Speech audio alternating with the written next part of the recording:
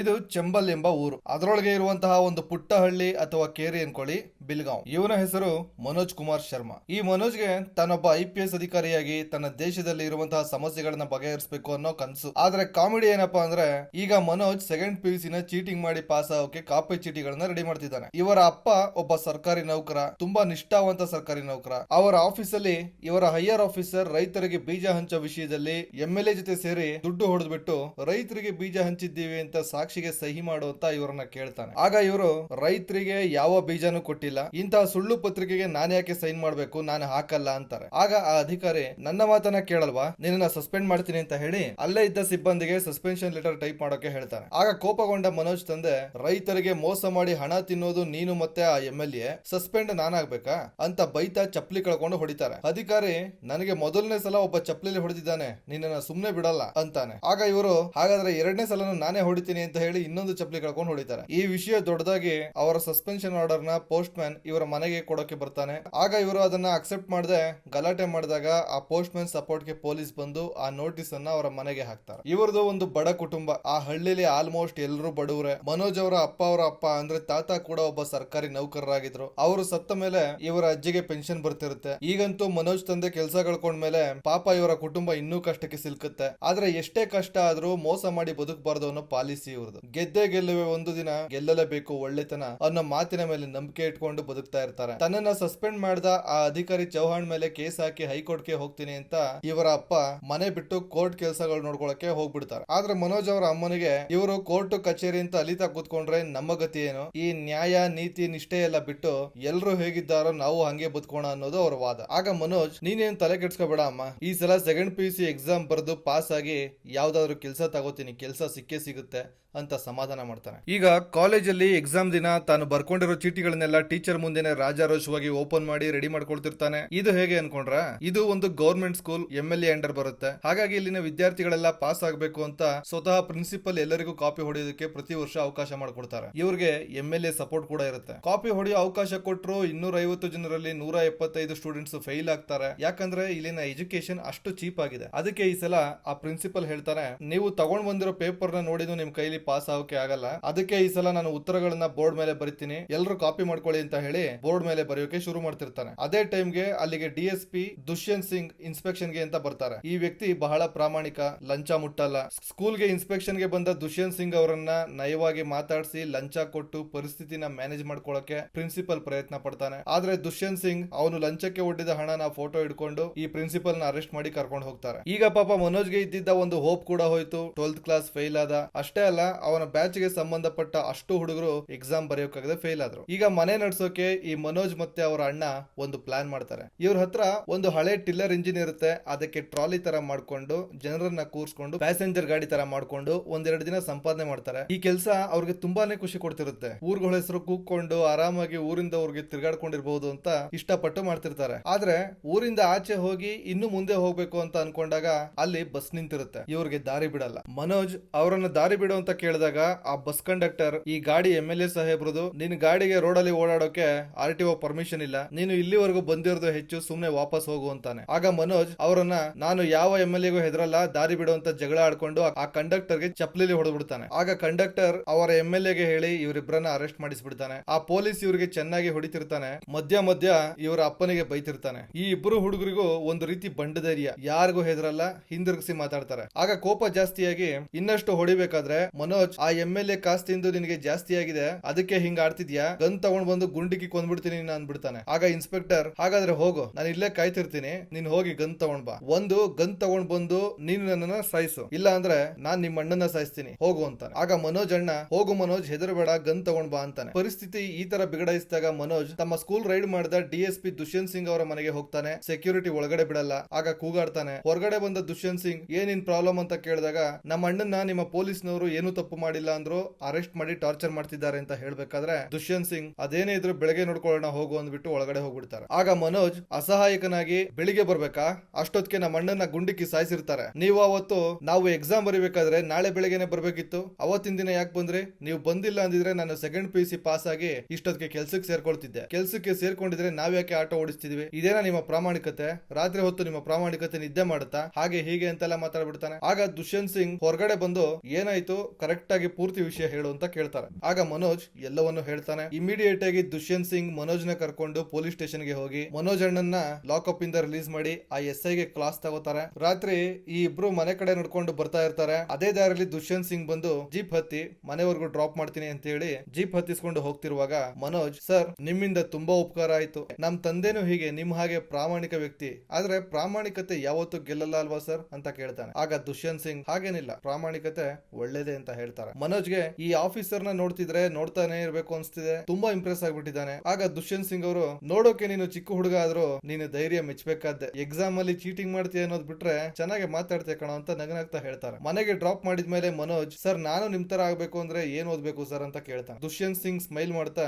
ನಂತರ ಆಗ್ಬೇಕಂದ್ರೆ ಎಕ್ಸಾಮ್ ಅಲ್ಲಿ ಕಾಪಿ ಹೊಡೆಯೋದನ್ನ ಬಿಡ್ಬೇಕು ಅಂತಾರೆ. ಅವರು ಹಾಗೆ ಸುಮ್ನೆ ಹೇಳಿದ ಮಾತು ಮನೋಜ್ ಮೇಲೆ ತುಂಬಾ ಪ್ರಭಾವ ಬೀರುತ್ತೆ. ಮನೋಜ್ ಅವರ ಅಣ್ಣನ ಹತ್ರ, ನಾನು ಮುಂದೆ ಒಂದಿನ ನಮ್ಮ ಸಾಹೇಬ್ರು ತರ ದೊಡ್ಡ DSP ಆಫೀಸರ್ ಆಗ್ತೀನಿ ಅಂತ ಹೇಳ್ತಾನೆ. ಆಗ ಅವ್ರ ಅಣ್ಣ, ಆಗು, ನಿನ್ನ ಖರ್ಚನ್ನ ನಾನ್ ನೋಡ್ಕೋತೀನಿ ಅಂತ ಹೇಳ್ತಾ ಖುಷಿ ಪಡ್ತಾನೆ. ಮುಂದಿನ ವರ್ಷದ ಸೆಕೆಂಡ್ PUC ರಿಸಲ್ಟ್ ಬರುತ್ತೆ. ದುಷ್ಯಂತ್ ಸಿಂಗ್ ಅವರು ಅಷ್ಟೊಳಗಡೆ ಬೇರೆ ಕಡೆ ಟ್ರಾನ್ಸ್ಫರ್ ಆಗಿರ್ತಾರೆ. ಆದ್ರೆ DSP ದುಷ್ಯಂತ್ ಸಿಂಗ್ ಅವರು ಹೇಳಿದ ಮಾತು ಮನೋಜ್ ಎದೆಯಲ್ಲಿ ಉಳ್ಕೊಂಡಿರುತ್ತೆ. ಈ ಸಲ ಸೆಕೆಂಡ್ PUC ಎಕ್ಸಾಮ್ ಅಲ್ಲಿ ಸ್ವಲ್ಪನೂ ಕಾಪಿ ಹೊಡಿದೆ ನಿಯತ್ತಿಂದ ಎಕ್ಸಾಮ್ ಬರೆದು ಪಾಸ್ ಆಗಿ ಮುಂದಿನ 3 ವರ್ಷ BA ತಗೊಂಡು ಡಿಗ್ರಿನೂ ಪಾಸ್ ಮಾಡ್ತಾನೆ. ಈಗ ಇವರ ಕುಟುಂಬ ತಮ್ಮ ಹತ್ರ ಇರುವಂತ ದನಕರುಗಳನ್ನ ಮಾರ್ಕೊಳ್ಳೋ ಪರಿಸ್ಥಿತಿಗೆ ಬಂದಿದ್ದಾರೆ. ಆದ್ರೂ ತನ್ನ ಮಗ ಓದ್ತಿರೋ ರೀತಿ ನೋಡಿ ಇವನು ಅಂದ್ಕೊಂಡಿರೋ ಗುರಿನ ಮುಟ್ಟಾನೆ ಅಂತ ಅವನಿಗೆ ಪ್ರೋತ್ಸಾಹ ನೀಡಿ ಡಿಗ್ರಿ ಮುಗಿಸಿದ ಮೇಲೆ IPS ಕೋಚಿಂಗ್ ಗೆ ಗ್ವಾಲಿಯರ್ಗೆ ಕಳಿಸ್ಕೊಡಕ್ಕೆ ಸಿದ್ಧರಾಗ್ತಾರೆ. ಆಗ ಮನೋಜ್ ಅಜ್ಜಿ ಮೊಮ್ಮಗನ್ನ ಕರೆದು, ನಿಮ್ಮ ತಾತನ ಪೆನ್ಷನ್ ದುಡ್ಡಲ್ಲಿ ನಿಮ್ಮ ಅಮ್ಮನಿಗೆ ಕಾಣದ ಹಾಗೆ ಇಷ್ಟನ್ನ ಶೇಖರಿಸಿ ಇಟ್ಟಿದ್ದೀನಿ, ನೀನು ಒಂದಲ್ಲ ಒಂದಿನ ಪೊಲೀಸ್ ಆಫೀಸರ್ ಆಗ್ತೀಯ ಅಂತ ಗೊತ್ತು, ಈ ಹಣ ಎಲ್ಲ ನಿನಗೆ ಕೊಡ್ತೀನಿ, ತಗೊಂಡ್ ಹೋಗು, ಆದ್ರೆ ಊರಿಗೆ ವಾಪಸ್ ಬರ್ಬೇಕಾದ್ರೆ ನೀನು ಪೊಲೀಸ್ ಡ್ರೆಸ್ ಅಲ್ಲೇ ಬರ್ತೀಯ ಅಲ್ವಾ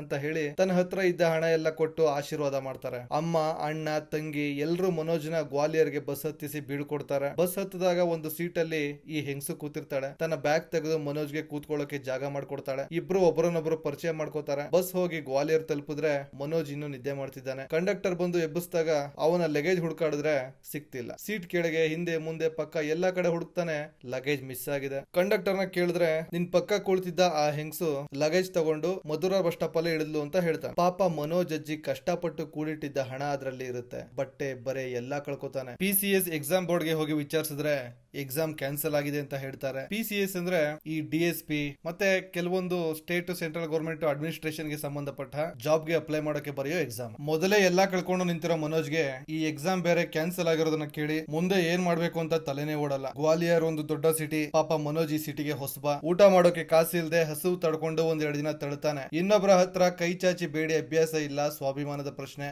ಆಮೇಲೆ ಹೊಟ್ಟೆ ಹಸು ತಡೆಯೋಕಾಗದೆ ಒಂದು ಹೋಟೆಲ್ಗೆ ಹೋಗಿ, ಅಣ್ಣ ನನಗೆ ತುಂಬಾ ಹೊಟ್ಟೆ ಹಸಿತಿದೆ, ನಂಗೆ ಏನಾದ್ರು ಕೆಲಸ ಕೊಡಿ, ಕೆಲಸ ಮಾಡಿ ಊಟ ಮಾಡ್ತೀನಿ ಅಂತ ಕೇಳ್ತಾನೆ. ಆಗ ಕ್ಯಾಶಿಯರ್ ಊಟ ಕೊಡೋಕ್ ಹೇಳ್ತಾನೆ. ಹೊಟ್ಟೆ ಹಸ್ತಿರೋ ನೋವಿಗೆ 2 ನಿಮಿಷದಲ್ಲಿ ತಟ್ಟೆಲಿದ್ದ ಅನ್ನ ಎಲ್ಲ ಖಾಲಿ ಮಾಡ್ತಾನೆ. ಇದನ್ನೆಲ್ಲ ಎದುರುಗಡೆ ಅದೇ ಟೇಬಲ್ ಅಲ್ಲಿ ಕೂತು ಇವನು ಗಮನಿಸ್ತಿರ್ತಾನೆ. ಇವನ ಹೆಸರು ಪ್ರೀತಮ್ ಪಾಂಡೆ.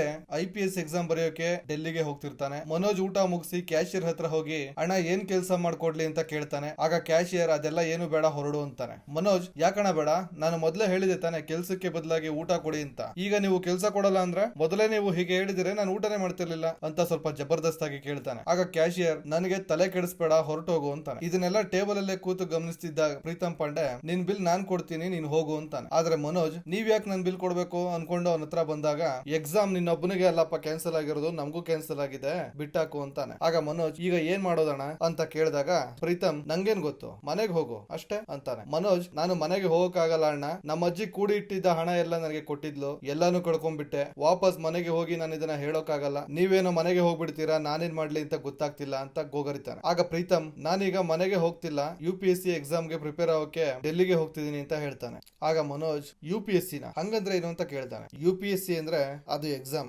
IAS IPS ಆಗೋಕೆ ಅಂತ ಉತ್ತರ ಕೊಟ್ಟಾಗ ಮನೋಜ್, ಈ IPS ಅಂದ್ರೆ ಏನಣ್ಣ ಅಂತ ಕೇಳ್ತಾನೆ. ಆಗ ಪ್ರೀತಮ್, ನೀನು DSP ಆಗೋಕೆ ತಾನೇ ಬಂದಿದ್ದು, ನಿನಗೆ IPS ಅಂದ್ರೆ ಏನು ಅಂತ ಗೊತ್ತಿಲ್ವಾ? IPS ಅಂದ್ರೆ DSP ಗೆ ಅಪ್ಪ ಅಂತ ಹೇಳ್ತಾನೆ. ಆಗ ಮನೋಜ್ ಆಶ್ಚರ್ಯವಾಗಿ, ಅಂದ್ರೆ DSP ಗಿಂತ ಮೇಲೂ ಆಫೀಸರ್ ಇದಾರಾ? ಹಾಗಾದ್ರೆ ನಾನು IPS ಆಗ್ತೀನಿ, ನನ್ನನ್ನು ನಿಮ್ ಜೊತೆ ಕರ್ಕೊಂಡು ಹೋಗಿ ಅಂತ ಕೇಳ್ಕೊಳ್ತಾನೆ. ಆಗ ಕ್ಯಾಶಿಯರ್, ಊಟ ಮಾಡೋಕೆ ನಿನ್ನ ಹತ್ರ ದುಡ್ಡಿಲ್ಲ, ಇನ್ನು IPS ಆಗ್ತೀಯಾ, ಅಲ್ಲಿ ಊಟಕ್ಕೆ ಉಳ್ಕೊಳ್ಳೋಕೆ ಏನ್ ಮಾಡ್ತೀಯಾ ಅಂತಾನೆ. ಆಗ ಮನೋಜ್ ಅದೆಲ್ಲ ನಾನು ಹೇಗೋ ಮ್ಯಾನೇಜ್ ಮಾಡ್ಕೋತೀನಿ, ದಯವಿಟ್ಟು ನನ್ನ ನಿಮ್ ಜೊತೆಗೆ ಡೆಲ್ಲಿಗೆ ಕರ್ಕೊಂಡು ಹೋಗಿ ಅಣ್ಣ ಅಂತ ಕೇಳ್ಕೊತಾನೆ. ಇವನ ಮಂಡುತನ ನೋಡಿದ ಪ್ರೀತಮ್ಗೆ ತಕ್ಷಣಕ್ಕೆ ಏನು ಮಾತೆ ಬರಲ್ಲ. ಅದೇ ಟೈಮ್ಗೆ ಟ್ರೈನ್ ಬರುತ್ತೆ. ಸರಿ ಬಾ ಅಂತ ಹೇಳಿ ಕರ್ಕೊಂಡು ಹೋಗ್ಬಿಡ್ತಾನೆ. ಈ ಪ್ರೀತಮ್ ಪಾಂಡೆ ಶ್ರೀಮಂತರ ಮನೆ ಹುಡುಗ. ಅಪ್ಪ PWD ಕೆಲಸ ಮಾಡ್ತಾರೆ. ಲಂಚ ಹೊಡೆದು ಒಳ್ಳೆ ದುಡ್ಡು ಮಾಡಿರ್ತಾರೆ. ಈ ಪ್ರೀತಮ್ಗೆ ಜವಾಬ್ದಾರಿ ಕಡಿಮೆ. ತಂದೆ ಒತ್ತಾಯದಿಂದ IPS ಮಾಡೋಕೆ ಬಂದಿರ್ತಾನೆ. ಅವನ ತಂದೆ ಹೇಳ್ಕೊಟ್ಟಿರೋದು, ನಾನು PWD ಇಷ್ಟು ದುಡ್ಡು ಮಾಡ್ತೀನಿ, ಇನ್ನು ನೀನು IAS IPS ಆದ್ರೆ ಇನ್ನೂ ಡಬಲ್ ತ್ರಿಬಲ್ ಮಾಡಬಹುದು, ಹೋಗಿ ಎಕ್ಸಾಮ್ ಪಾಸ್ ಮಾಡು ಅಂತ ಕಳಿಸಿರ್ತಾನೆ. ಪ್ರೀತಮ್ ಜೊತೆ ಡೆಲ್ಲಿಗೆ ಹೋಗಿ ಸಿಟಿ ಎಲ್ಲ ನೋಡಿದ್ಮೇಲೆ ಪ್ರೀತಮ್ಗೆ ಈ ಹೊಸ ವಾತಾವರಣ ಹೊಸ ಅನುಭವವನ್ನ ಕೊಡುತ್ತೆ. ಇಲ್ಲಿ UPSC ಅಭ್ಯಾಸಕ್ಕೆ ಬಂದಿರೋ ಹುಡುಗರಿಗೆಲ್ಲ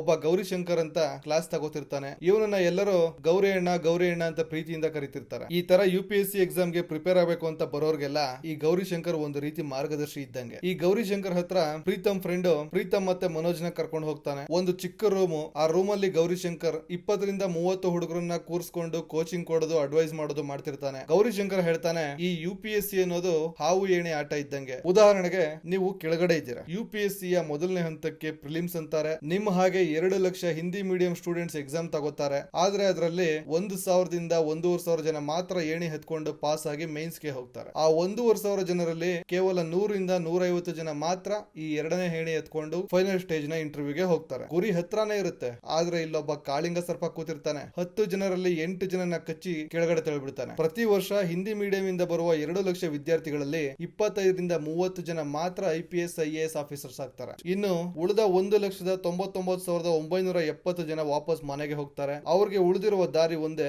ರೀಸ್ಟಾರ್ಟ್. ಆ ಹಾವು ಏಣಿ ಆಟ ತರಾನೆ ಮತ್ತೆ ರೀಸ್ಟಾರ್ಟ್ ಮಾಡ್ಕೊಂಡು ಗುರಿ ಮುಟ್ಟೋವರೆಗೂ ಪ್ರಯತ್ನ ಪಡ್ತಾನೆ ಇರಬೇಕು. ನಾನು 5 ವರ್ಷದಲ್ಲಿ 5 ಸಲ ಫೇಲ್ ಆಗಿದ್ದೀನಿ, 5 ಸಲನು ರೀಸ್ಟಾರ್ಟ್ ಮಾಡಿದ್ದೀನಿ ಅಂತ ಎಕ್ಸ್ಪ್ಲೇನ್ ಮಾಡಿ ಹೇಳ್ತಾನೆ. ಈಗ ಮನೋಜ್, ಅಣ್ಣ ನಿಮ್ಮ ಹತ್ರ ಒಂದು ಕೇಳ್ಬೇಕು, ದುಡ್ಡಿಗೆ ಕಷ್ಟ ಇದೆ, ಯಾವ್ದಾದ್ರು ಕೆಲಸ ಕೊಡ್ಸ್ಬೋದಾ ಅಂತ ಕೇಳ್ತಾನೆ. ಆಗ ಗೌರಿಶಂಕರ್, ನಾನು ಈ ಊರಿಗೆ ಬಂದಾಗ 3 ವರ್ಷ ಟಾಯ್ಲೆಟ್ ಕ್ಲೀನ್ ಮಾಡೋ ಕೆಲಸ ಮಾಡಿದ್ದೀನಿ, ನೀನು ಮಾಡೋಕೆ ರೆಡಿ ಇದ್ರೆ ಆ ಕೆಲಸ ಇದೆ ಅಂತ ಹೇಳ್ತಾನೆ. ತಕ್ಷಣ ಮನೋಜ್ ಖುಷಿಯಿಂದ ಒಪ್ಕೊಳ್ತಾನೆ. ಗೌರಿಶಂಕರ್ ಒಂದು ಲೈಬ್ರರಿಲಿ ಮನೋಜ್ಗೆ ಟಾಯ್ಲೆಟ್ ಕ್ಲೀನ್ ಮಾಡೋ ಕೆಲಸಕ್ಕೆ ಸೇರಿಸ್ತಾನೆ. ಅಲ್ಲಿ 280 ರೂಪಾಯಿ ಸಂಬಳ, ಉಳ್ಕೊಳ್ಳೋಕೆ ಒಂದು ರೂಮ್ ಕೊಡ್ತಾರೆ. ಆ ವರ್ಷದ ಮೈನ್ಸ್ ಎಕ್ಸಾಮ್ ರಿಸಲ್ಟ್ ಬಂದಿರುತ್ತೆ. ಎಲ್ಲಾ ಸ್ಟೂಡೆಂಟ್ಸ್ ಗೌರಿಶಂಕರ್ ರಿಸಲ್ಟ್ ನೋಡ್ತಿದ್ದಾರೆ. ಆ ಲಿಸ್ಟ್ ಅಲ್ಲಿ ಗೌರಿಶಂಕರ್ ಹೆಸರೇ ಇಲ್ಲ. ಆಗ ಈ ಪ್ರೀತಮ್, ನಾನು ಸೋತ ಗುರುವಿನ ಶಿಷ್ಯನಾಗಿದ್ದೀನಿ ಅಂತ ಇಂಗ್ಲಿಷ್ ಮೀಡಿಯಂ ಸ್ಟೂಡೆಂಟ್ ಆಗಿ ಟಾಪರ್ ಆಗಿದ್ದ ದೀಪ್ ಮೋಹನ್ ಕಡೆ ಹೋಗ್ಬಿಡ್ತಾನೆ. ಆಗ ಮನೋಜ್ ಮತ್ತೆ ಪ್ರೀತಮ್ ಇಬ್ಬರ ದಾರಿ ಬೇರೆ ಬೇರೆ ಆಗುತ್ತೆ. ಆದ್ರೆ ಗೌರಿಶಂಕರ್ ಅದೇ ಉತ್ಸಾಹದಲ್ಲಿ ಮತ್ತೆ ರೀಸ್ಟಾರ್ಟ್ ಅನ್ನೋ ಮೋಟಿವೇಶನ್ ಇಟ್ಕೊಂಡು ನಂಬಿಕೆ ಕಳ್ಕೊಳ್ಳದೆ ಮುಂದೆ ಹೋಗ್ತಾರೆ. ಮನೋಜ್ದು prelims exam first attempt result ಬರುತ್ತೆ, ಫೇಲ್ ಆಗಿರ್ತಾನೆ. ಆಗಲೂ ಗೌರಿಶಂಕರ್ ಅವನಿಗೆ ಮೋಟಿವೇಶನ್ ಮಾಡಿ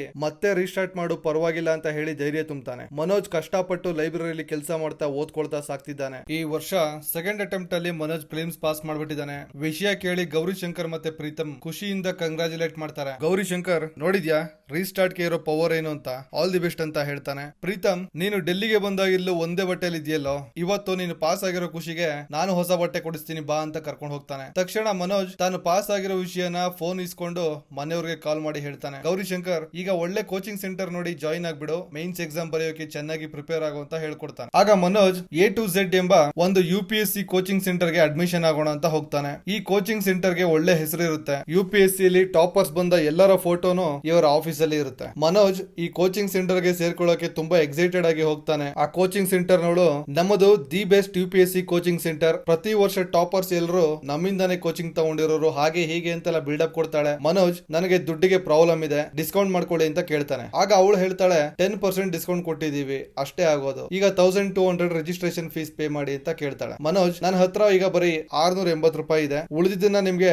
ಮಂತ್ಲಿ ಇನ್ಸ್ಟಾಲ್ಮೆಂಟ್ ಅಲ್ಲಿ ಕಟ್ಕೊಂಡು ಹೋಗ್ತೀನಿ ಅಂತ ಹೇಳಿ 680 ರೂಪಾಯಿ ಕೊಡ್ತಾನೆ. ಅದೇ ಟೈಮ್ಗೆ ಹೊರಗಡೆ ಯಾರೋ ಒಳ್ಳೆ ಪ್ರೊಫೈಲ್ ಸ್ಟೂಡೆಂಟ್ ನಿಂತಿರೋ ಹಾಗೆ ಕಾಣುತ್ತೆ. ಆಗ ಈಕೆ, ನೀನು ಹೋಗಿ ಅಲ್ಲಿರೋ, ನಾನು ಅವ್ರನ್ನ ಅಟೆಂಡ್ ಮಾಡ್ತೀನಿ ಅಂತ ಹೇಳಿ ಕಳಿಸಿ ಅವರನ್ನ ಕರೆದು ಮತ್ತದೇ ಬಿಲ್ಡಪ್ ನ ಕೊಡ್ತಾಳೆ. ನಮ್ಮ ಕೋಚಿಂಗ್ ಸೆಂಟರ್ ಹಾಗೆ ಹೀಗೆ ಅಂತೆಲ್ಲ. ಜೊತೆಗೆ ಈ ಹಿಂದೆ ಮೈನ್ಸ್ ಅಲ್ಲಿ ಟಾಪರ್ ಆದ ದೀಪ್ ಮೋಹನ್ ಇಲ್ಲೇ ಓದಿದ್ದು ನೋಡಿ ಅಂತ ಅವರ ಫೋಟೋ ತೋರಿಸ್ತಾಳೆ. ಇದನ್ನ ಕೇಳಿಸ್ಕೊಂಡ ಮನೋಜ್, ಮೇಡಮ್ ನೀವು ತಪ್ಪು ತಿಳ್ಕೊಂಡಿದ್ದೀರಾ, ದೀಪ್ ಮೋಹನ್ ಇಲ್ಲಿ ಓದಿದ್ದಲ್ಲ, ಅವರು ನನಗೆ ಪರಿಚಯ ಇದ್ದಾರೆ, ಅವರು ಓದಿದ್ದು ಬೇರೆ ಕಡೆ ಅಂತ ಕೂಗಿ ಹೇಳ್ಬಿಡ್ತಾನೆ. ತಕ್ಷಣ ಇವಳು ಎದ್ದು ಹೋಗಿ ಅವನನ್ನ ಮರೆಗೆ ಕರೆದು, ನಿಂಗೇನಾದ್ರೂ ತಲೆ ಕಟ್ಟಿದ್ಯಾ, ಅಡ್ಮಿಷನ್ ಗೆ ಬಂದವ್ರ ಮುಂದೆ ಹೀಗೆ ಹೇಳ್ತಾರ, ದೀಪ್ ಮೋಹನ್ ಟಾಪರ್ ಆದಾಗ ಅವನ ಕೈಗೆ 1.5 ಲಕ್ಷ ಕೊಟ್ಟು ಫೋಟೋ ತಗೊಂಡು ಪರ್ಮಿಷನ್ ತಗೊಂಡಿದ್ದೀನಿ, ನೀನು ಟಾಪರ್ ಆಗು, ನಿನಗೂ 1 ಲಕ್ಷ ಕೊಡ್ತೀನಿ ಅಂತ ಹೇಳ್ಕೊಟ್ಟು ವಾಪಸ್ ಚೇಂಬರ್ ಗೆ ಬರ್ತಾಳೆ. ಈಕೆ ಹೆಸರು ಶ್ರದ್ಧಾ, ಇವಳೆ ಫಿಲ್ಮ್ ಹೀರೋಯಿನ್. ಶ್ರದ್ಧಾ ಈಕೆನ ಅವರು ಏನ್ ಹೇಳ್ತಿದ್ದಾರೆ, ದೀಪ್ ಮೋಹನ್ ಇಲ್ಲಿಂದ ಕೋಚಿಂಗ್ ತಗೊಂಡಿಲ್ವಾ ಅಂತ ಕೇಳ್ತಾಳೆ. ಇವಳು, ಹಾಗಲ್ಲ ಮೇಡಮ್, ಅವನು ಏನೋ ಗೊತ್ತಿಲ್ಲದೆ ಹಾಗೆ ಹೇಳ್ದ ಅಷ್ಟೇ, ಬೇಕಿದ್ರೆ ಫೋಟೋ ಇಲ್ಲೇ ಇದೆ ನೋಡಿ ಅಂತ ತೋರಿಸ್ತಾನೆ. ಮತ್ತೆ ಮನೋಜ್, ಇಲ್ಲ ಮೇಡಮ್, ಅವರು ಸುಳ್ಳು ಹೇಳ್ತಿದ್ದಾರೆ, ದೀಪ್ ಮೋಹನ್ ಅವರು ನನಗೆ ಗೊತ್ತು, ಅವರು ಇಲ್ಲಿ ಕೋಚಿಂಗ್ ತಗೊಂಡಿಲ್ಲ, ಅವ್ರಿಗೆ 1.5 ಲಕ್ಷ ದುಡ್ಡು ಕೊಟ್ಟು ಈ ರೀತಿ ಮಾಡ್ತಿದ್ದಾರೆ ಅಂತ ಬಂದು ಹೇಳ್ಬಿಡ್ತಾನೆ. ಆಗ ಶ್ರದ್ಧಾ ತಂದೆ ದೀಪ್ ಮೋಹನ್ ನಿಮ್ಮ ಹತ್ರ ಓದಿರೋದಾಗಿದ್ರೆ ಅವರ ಅಡ್ಮಿಷನ್ ಪೇಪರ್ಸ್ ಇರ್ಬೇಕಲ್ಲ, ತೋರಿಸಿ ಅಂತ ಕೇಳ್ತಾರೆ. ಈಗ ಸಿಕ್ಕಾಕೊಂಡ ಈಕೆ, ಸರ್ ನಿಮಗೆ ನಮ್ಮಲ್ಲಿ ಅಡ್ಮಿಷನ್ ತಗೊಳಕ್ಕೆ ಇಂಟ್ರೆಸ್ಟ್ ಇಲ್ಲ ಅಂದ್ರೆ ಹೋಗ್ಬಹುದು ಅಂತಾಳೆ. ಆಗ ಶ್ರದ್ಧಾ ಮತ್ತೆ ಅವರ ತಂದೆ ಹೊರಡೋಕೆ ನಿಂತ್ಕೋತಾರೆ. ಆಗ ಈ ಕೋಚಿಂಗ್ ಸೆಂಟರ್ ಅವಳು ಮನೋಜ್ಗೆ, ನೀನ್ ಇಲ್ಲಿ ಇರ್ಬೇಡ, ಮತ್ತೆ ನನಗೆ ಮುಖ ತೋರಿಸ್ಬೇಡ, ಮೊದ್ಲು ಇಲ್ಲಿಂದ ಹೊರಡು ಅಂತಾಳೆ. ಆಗ ಮನೋಜ್, ನನಗೂ ನಿಮ್ ಮುಖ ನೋಡಕ್ ಇಷ್ಟ ಇಲ್ಲ, ನಾನು ಕೊಟ್ಟಿದ್ದ ಹಣ ವಾಪಸ್ ಕೊಡಿ, ನಾನು ಹೋಗ್ತೀನಿ ಅಂತ ಕೇಳ್ತಾನೆ. ಆಗ ಆ ಅಮೌಂಟ್ ನ ರಿಟರ್ನ್ ಮಾಡಲ್ಲ ಅಂತಾಳೆ. ತಕ್ಷಣ ಶ್ರದ್ಧಾ, ನೀವು ಯಾವಾಗ ಅಮೌಂಟ್ ಪೇ ಮಾಡಿದ್ರಿ ಅಂತ ಕೇಳ್ತಾಳೆ. ನೀವು ಬರೋ 2 ನಿಮಿಷ ಮುಂಚೆ ಪೇ ಮಾಡಿದೆ ಅಂತ ಮನೋಜ್ ಹೇಳ್ತಾನೆ. ಆಗ ಶ್ರದ್ಧಾ ಮನೋಜ್ ಪರ ವಹಿಸ್ಕೊಂಡು, ಯಾಕೆ ದುಡ್ಡು ವಾಪಸ್ ಕೊಡಲ್ಲ, ಮರ್ಯಾದೆಯಿಂದ ವಾಪಸ್ ಕೊಡಿ ಅಂತ ದಬಾಯಿಸ್ತಾಳೆ. ಆಗ ಈಕೆ ಆ ದುಡ್ಡನ್ನ ವಾಪಸ್ ಕೊಟ್ಟು ಕಳಿಸ್ತಾಳೆ. ಹೊರಗಡೆ ಬರುವಾಗ ಶ್ರದ್ಧಾ ಮನೋಜ್ಗೆ, ನೀವು ಪ್ರಿಲಿಮ್ಸ್ ಪಾಸ್ ಮಾಡೋಕೆ ಯಾವ ಕೋಚಿಂಗ್ ಸೆಂಟರ್ ಗೆ ಸೇರ್ಕೊಂಡಿದ್ರಿ ಅಂತ ಕೇಳ್ತಾಳೆ. ನಾನು ಯಾವುದೇ ಕೋಚಿಂಗ್ ಕ್ಲಾಸ್ಗೂ ಹೋಗಿಲ್ಲ, ಲೈಬ್ರರಿಯಲ್ಲಿ ಕೆಲಸಕ್ಕೆ ಸೇರ್ಕೊಂಡು ಅಲ್ಲೇ ಓದ್ಕೊಂಡು ಪಾಸ್ ಮಾಡಿದೆ ಅಂತ ಹೇಳಿದಾಗ ಶ್ರದ್ಧಾ, ಯಾವುದೇ ಕೋಚಿಂಗ್ ಸೆಂಟರ್ಗೂ ಹೋಗದೆ ಪ್ರಿಲಿಮ್ಸ್ ಪಾಸ್ ಮಾಡಿದ್ದೀರಾ ಅಂತ ತುಂಬಾ ಹೆಮ್ಮೆ ಪಡ್ತಾಳೆ. ಅದೇ ಖುಷಿಲಿ ಮನೋಜ್, ನಿಮ್ಮ ಹೆಸರೇನು ಅಂತ ಕೇಳ್ತಾನೆ. ಶ್ರದ್ಧಾ ಮಾತಾಡೋಕು ಮುಂಚೆನೆ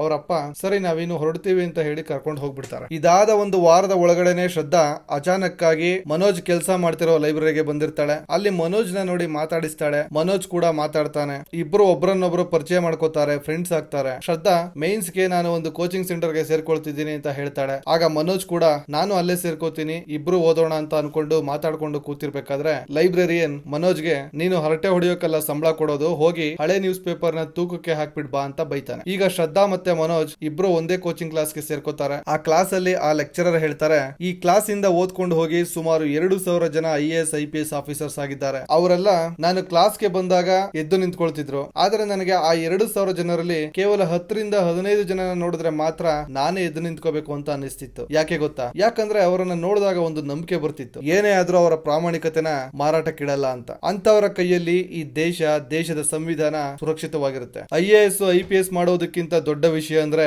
ನೀವು ಕುಳಿತುಕೊಳ್ಳುವ ಕುರ್ಚಿಯಿಂದ ನಿಮಗೆ ಗೌರವ ಹೆಚ್ಚಾಗೋದಕ್ಕಿಂತ ನಿಮ್ಮಿಂದ ಆ ಕುರ್ಚಿಗೆ ಗೌರವ ಹೆಚ್ಚಾಗಬೇಕು. ಆಗ ನೀವು ಒಂದಿನ ನನ್ನನ್ನ ನೋಡಕ್ಕೆ ಬರ್ತಿರಲ್ಲ, ಆಗ ನೀವಲ್ಲ ನಾನೇ ಎದ್ದು ನಿಂತ್ಕೋತೀನಿ ಅಂತ ಹೇಳಿ ಕ್ಲಾಸ್ ಶುರು ಮಾಡೋಕ್ಕೂ ಮುಂಚೆ ಮನೋಜ್ ನ ಕರೆದು, ನಿನ್ನೆ ನೀವೆಲ್ಲ ಬರ್ದಿರೋ ಎಸ್ಸೆನ ಓದಿದೆ. ಅಷ್ಟು ಎಸ್ಸೆಗಳಲ್ಲಿ ಈ ಮನೋಜ್ ಕುಮಾರ್ ಟೆರರಿಸಂ ಮೇಲೆ ಬರ್ದಿರುವ ಎಸ್ಸೆ ತುಂಬಾ ಚೆನ್ನಾಗಿದೆ, ನನಗಂತೂ ತುಂಬಾ ಖುಷಿ ಆಯ್ತು. ಹಾಗಾಗಿ ಇವ್ರಿಗೆ ಅಭಿನಂದಿಸ್ತಾ 2 ಚಾಕ್ಲೇಟ್ ಗಳನ್ನ ಕೊಡ್ತಿದ್ದೀನಿ ಅಂತ ಹೇಳಿ ಎಲ್ಲರ ಮುಂದೆ ಅಭಿನಂದಿಸ್ತಾರೆ. ಮುಂದೆ ಹೋಗ್ತಾ ಹೋಗ್ತಾ ಶ್ರದ್ಧಾ ಮತ್ತೆ ಮನೋಜ್ ನಡುವೆ ಒಳ್ಳೆ ಸ್ನೇಹ ಬೆಳೆಯುತ್ತೆ. ಇಬ್ಬರ ನಡುವೆ ಪ್ರೀತಿ ಕೂಡ ಇರುತ್ತೆ. ಆದ್ರೆ ಒಬ್ರಿಗೊಬ್ರು ಹೇಳ್ಕೊಂಡಿರಲ್ಲ. ಕ್ಯಾಂಟೀನ್ ಹೋಗೋದು, ಹೊರಗಡೆ ಓಡಾಡೋದು, ಜೊತೆಲೆ ಓದೋದು ಎಲ್ಲ ಇರುತ್ತೆ. ಶ್ರದ್ಧಾ ತಾನು ಯಾಕೆ IPS ಆಫೀಸರ್ ಆಗ್ಬೇಕು ಅಂತ ಅನ್ಕೊಂಡೆ, ಮತ್ತೆ ಮನೋಜ್ ಬ್ಯಾಕ್ ಗ್ರೌಂಡ್ ಏನು, ಎಲ್ಲವನ್ನು ಮಾತಾಡ್ಕೋತಾರೆ. ಹೀಗೆ ಒಂದಿನ ಕ್ಲಾಸ್ ಅಲ್ಲಿ ರಾಕೆಟ್ ಸೈನ್ಸ್ ಬಗ್ಗೆ ಪಾಠ ಮಾಡ್ತಿರ್ತಾರೆ. ಆಗ ಲೆಕ್ಚರರ್ ರಾಕೆಟ್ ಪ್ರಿನ್ಸಿಪಲ್ಸ್ ಬಗ್ಗೆ ಇಲ್ಲಿ ಯಾರಿಗಾದ್ರೂ ಗೊತ್ತಾ ಅಂತ ಕೇಳ್ತಾರೆ. ಶ್ರದ್ಧಾ, ನಿನಗೆ ರಾಕೆಟ್ ಸೈನ್ಸ್ ಬಗ್ಗೆ ಗೊತ್ತಲ್ಲ ಹೇಳು ಅಂತ ಮನೋಜ್ಗೆ ಒತ್ತಾಯಿಸ್ತಿರ್ತಾಳೆ. ಅದನ್ನ ನೋಡಿದ ಲೆಕ್ಚರರ್ ಮನೋಜ್ಗೆ ಏನಮ್ಮ ಹೇಳ್ತಿದೀಯಾ ಅಂತ ಕೇಳಿದಾಗ, ಸರ್ ಆಕ್ಚುಲಿ ಮನೋಜ್ ಇಂಜಿನಿಯರಿಂಗ್ ಮಾಡಿ ಬಂದಿರೋದು, ಅವನಿಗೆ ರಾಕೆಟ್ ಸೈನ್ಸ್ ಬಗ್ಗೆ ಗೊತ್ತು, ಅದಕ್ಕೆ ಆನ್ಸರ್ ಮಾಡೋಕೆ ಹೇಳ್ತಿದ್ದೀನಿ ಅಂತ ಹೇಳ್ತಾಳೆ. ಆಗ ಲೆಕ್ಚರರ್ ಮನೋಜ್ ನ ಕೇಳಿದ್ರೆ,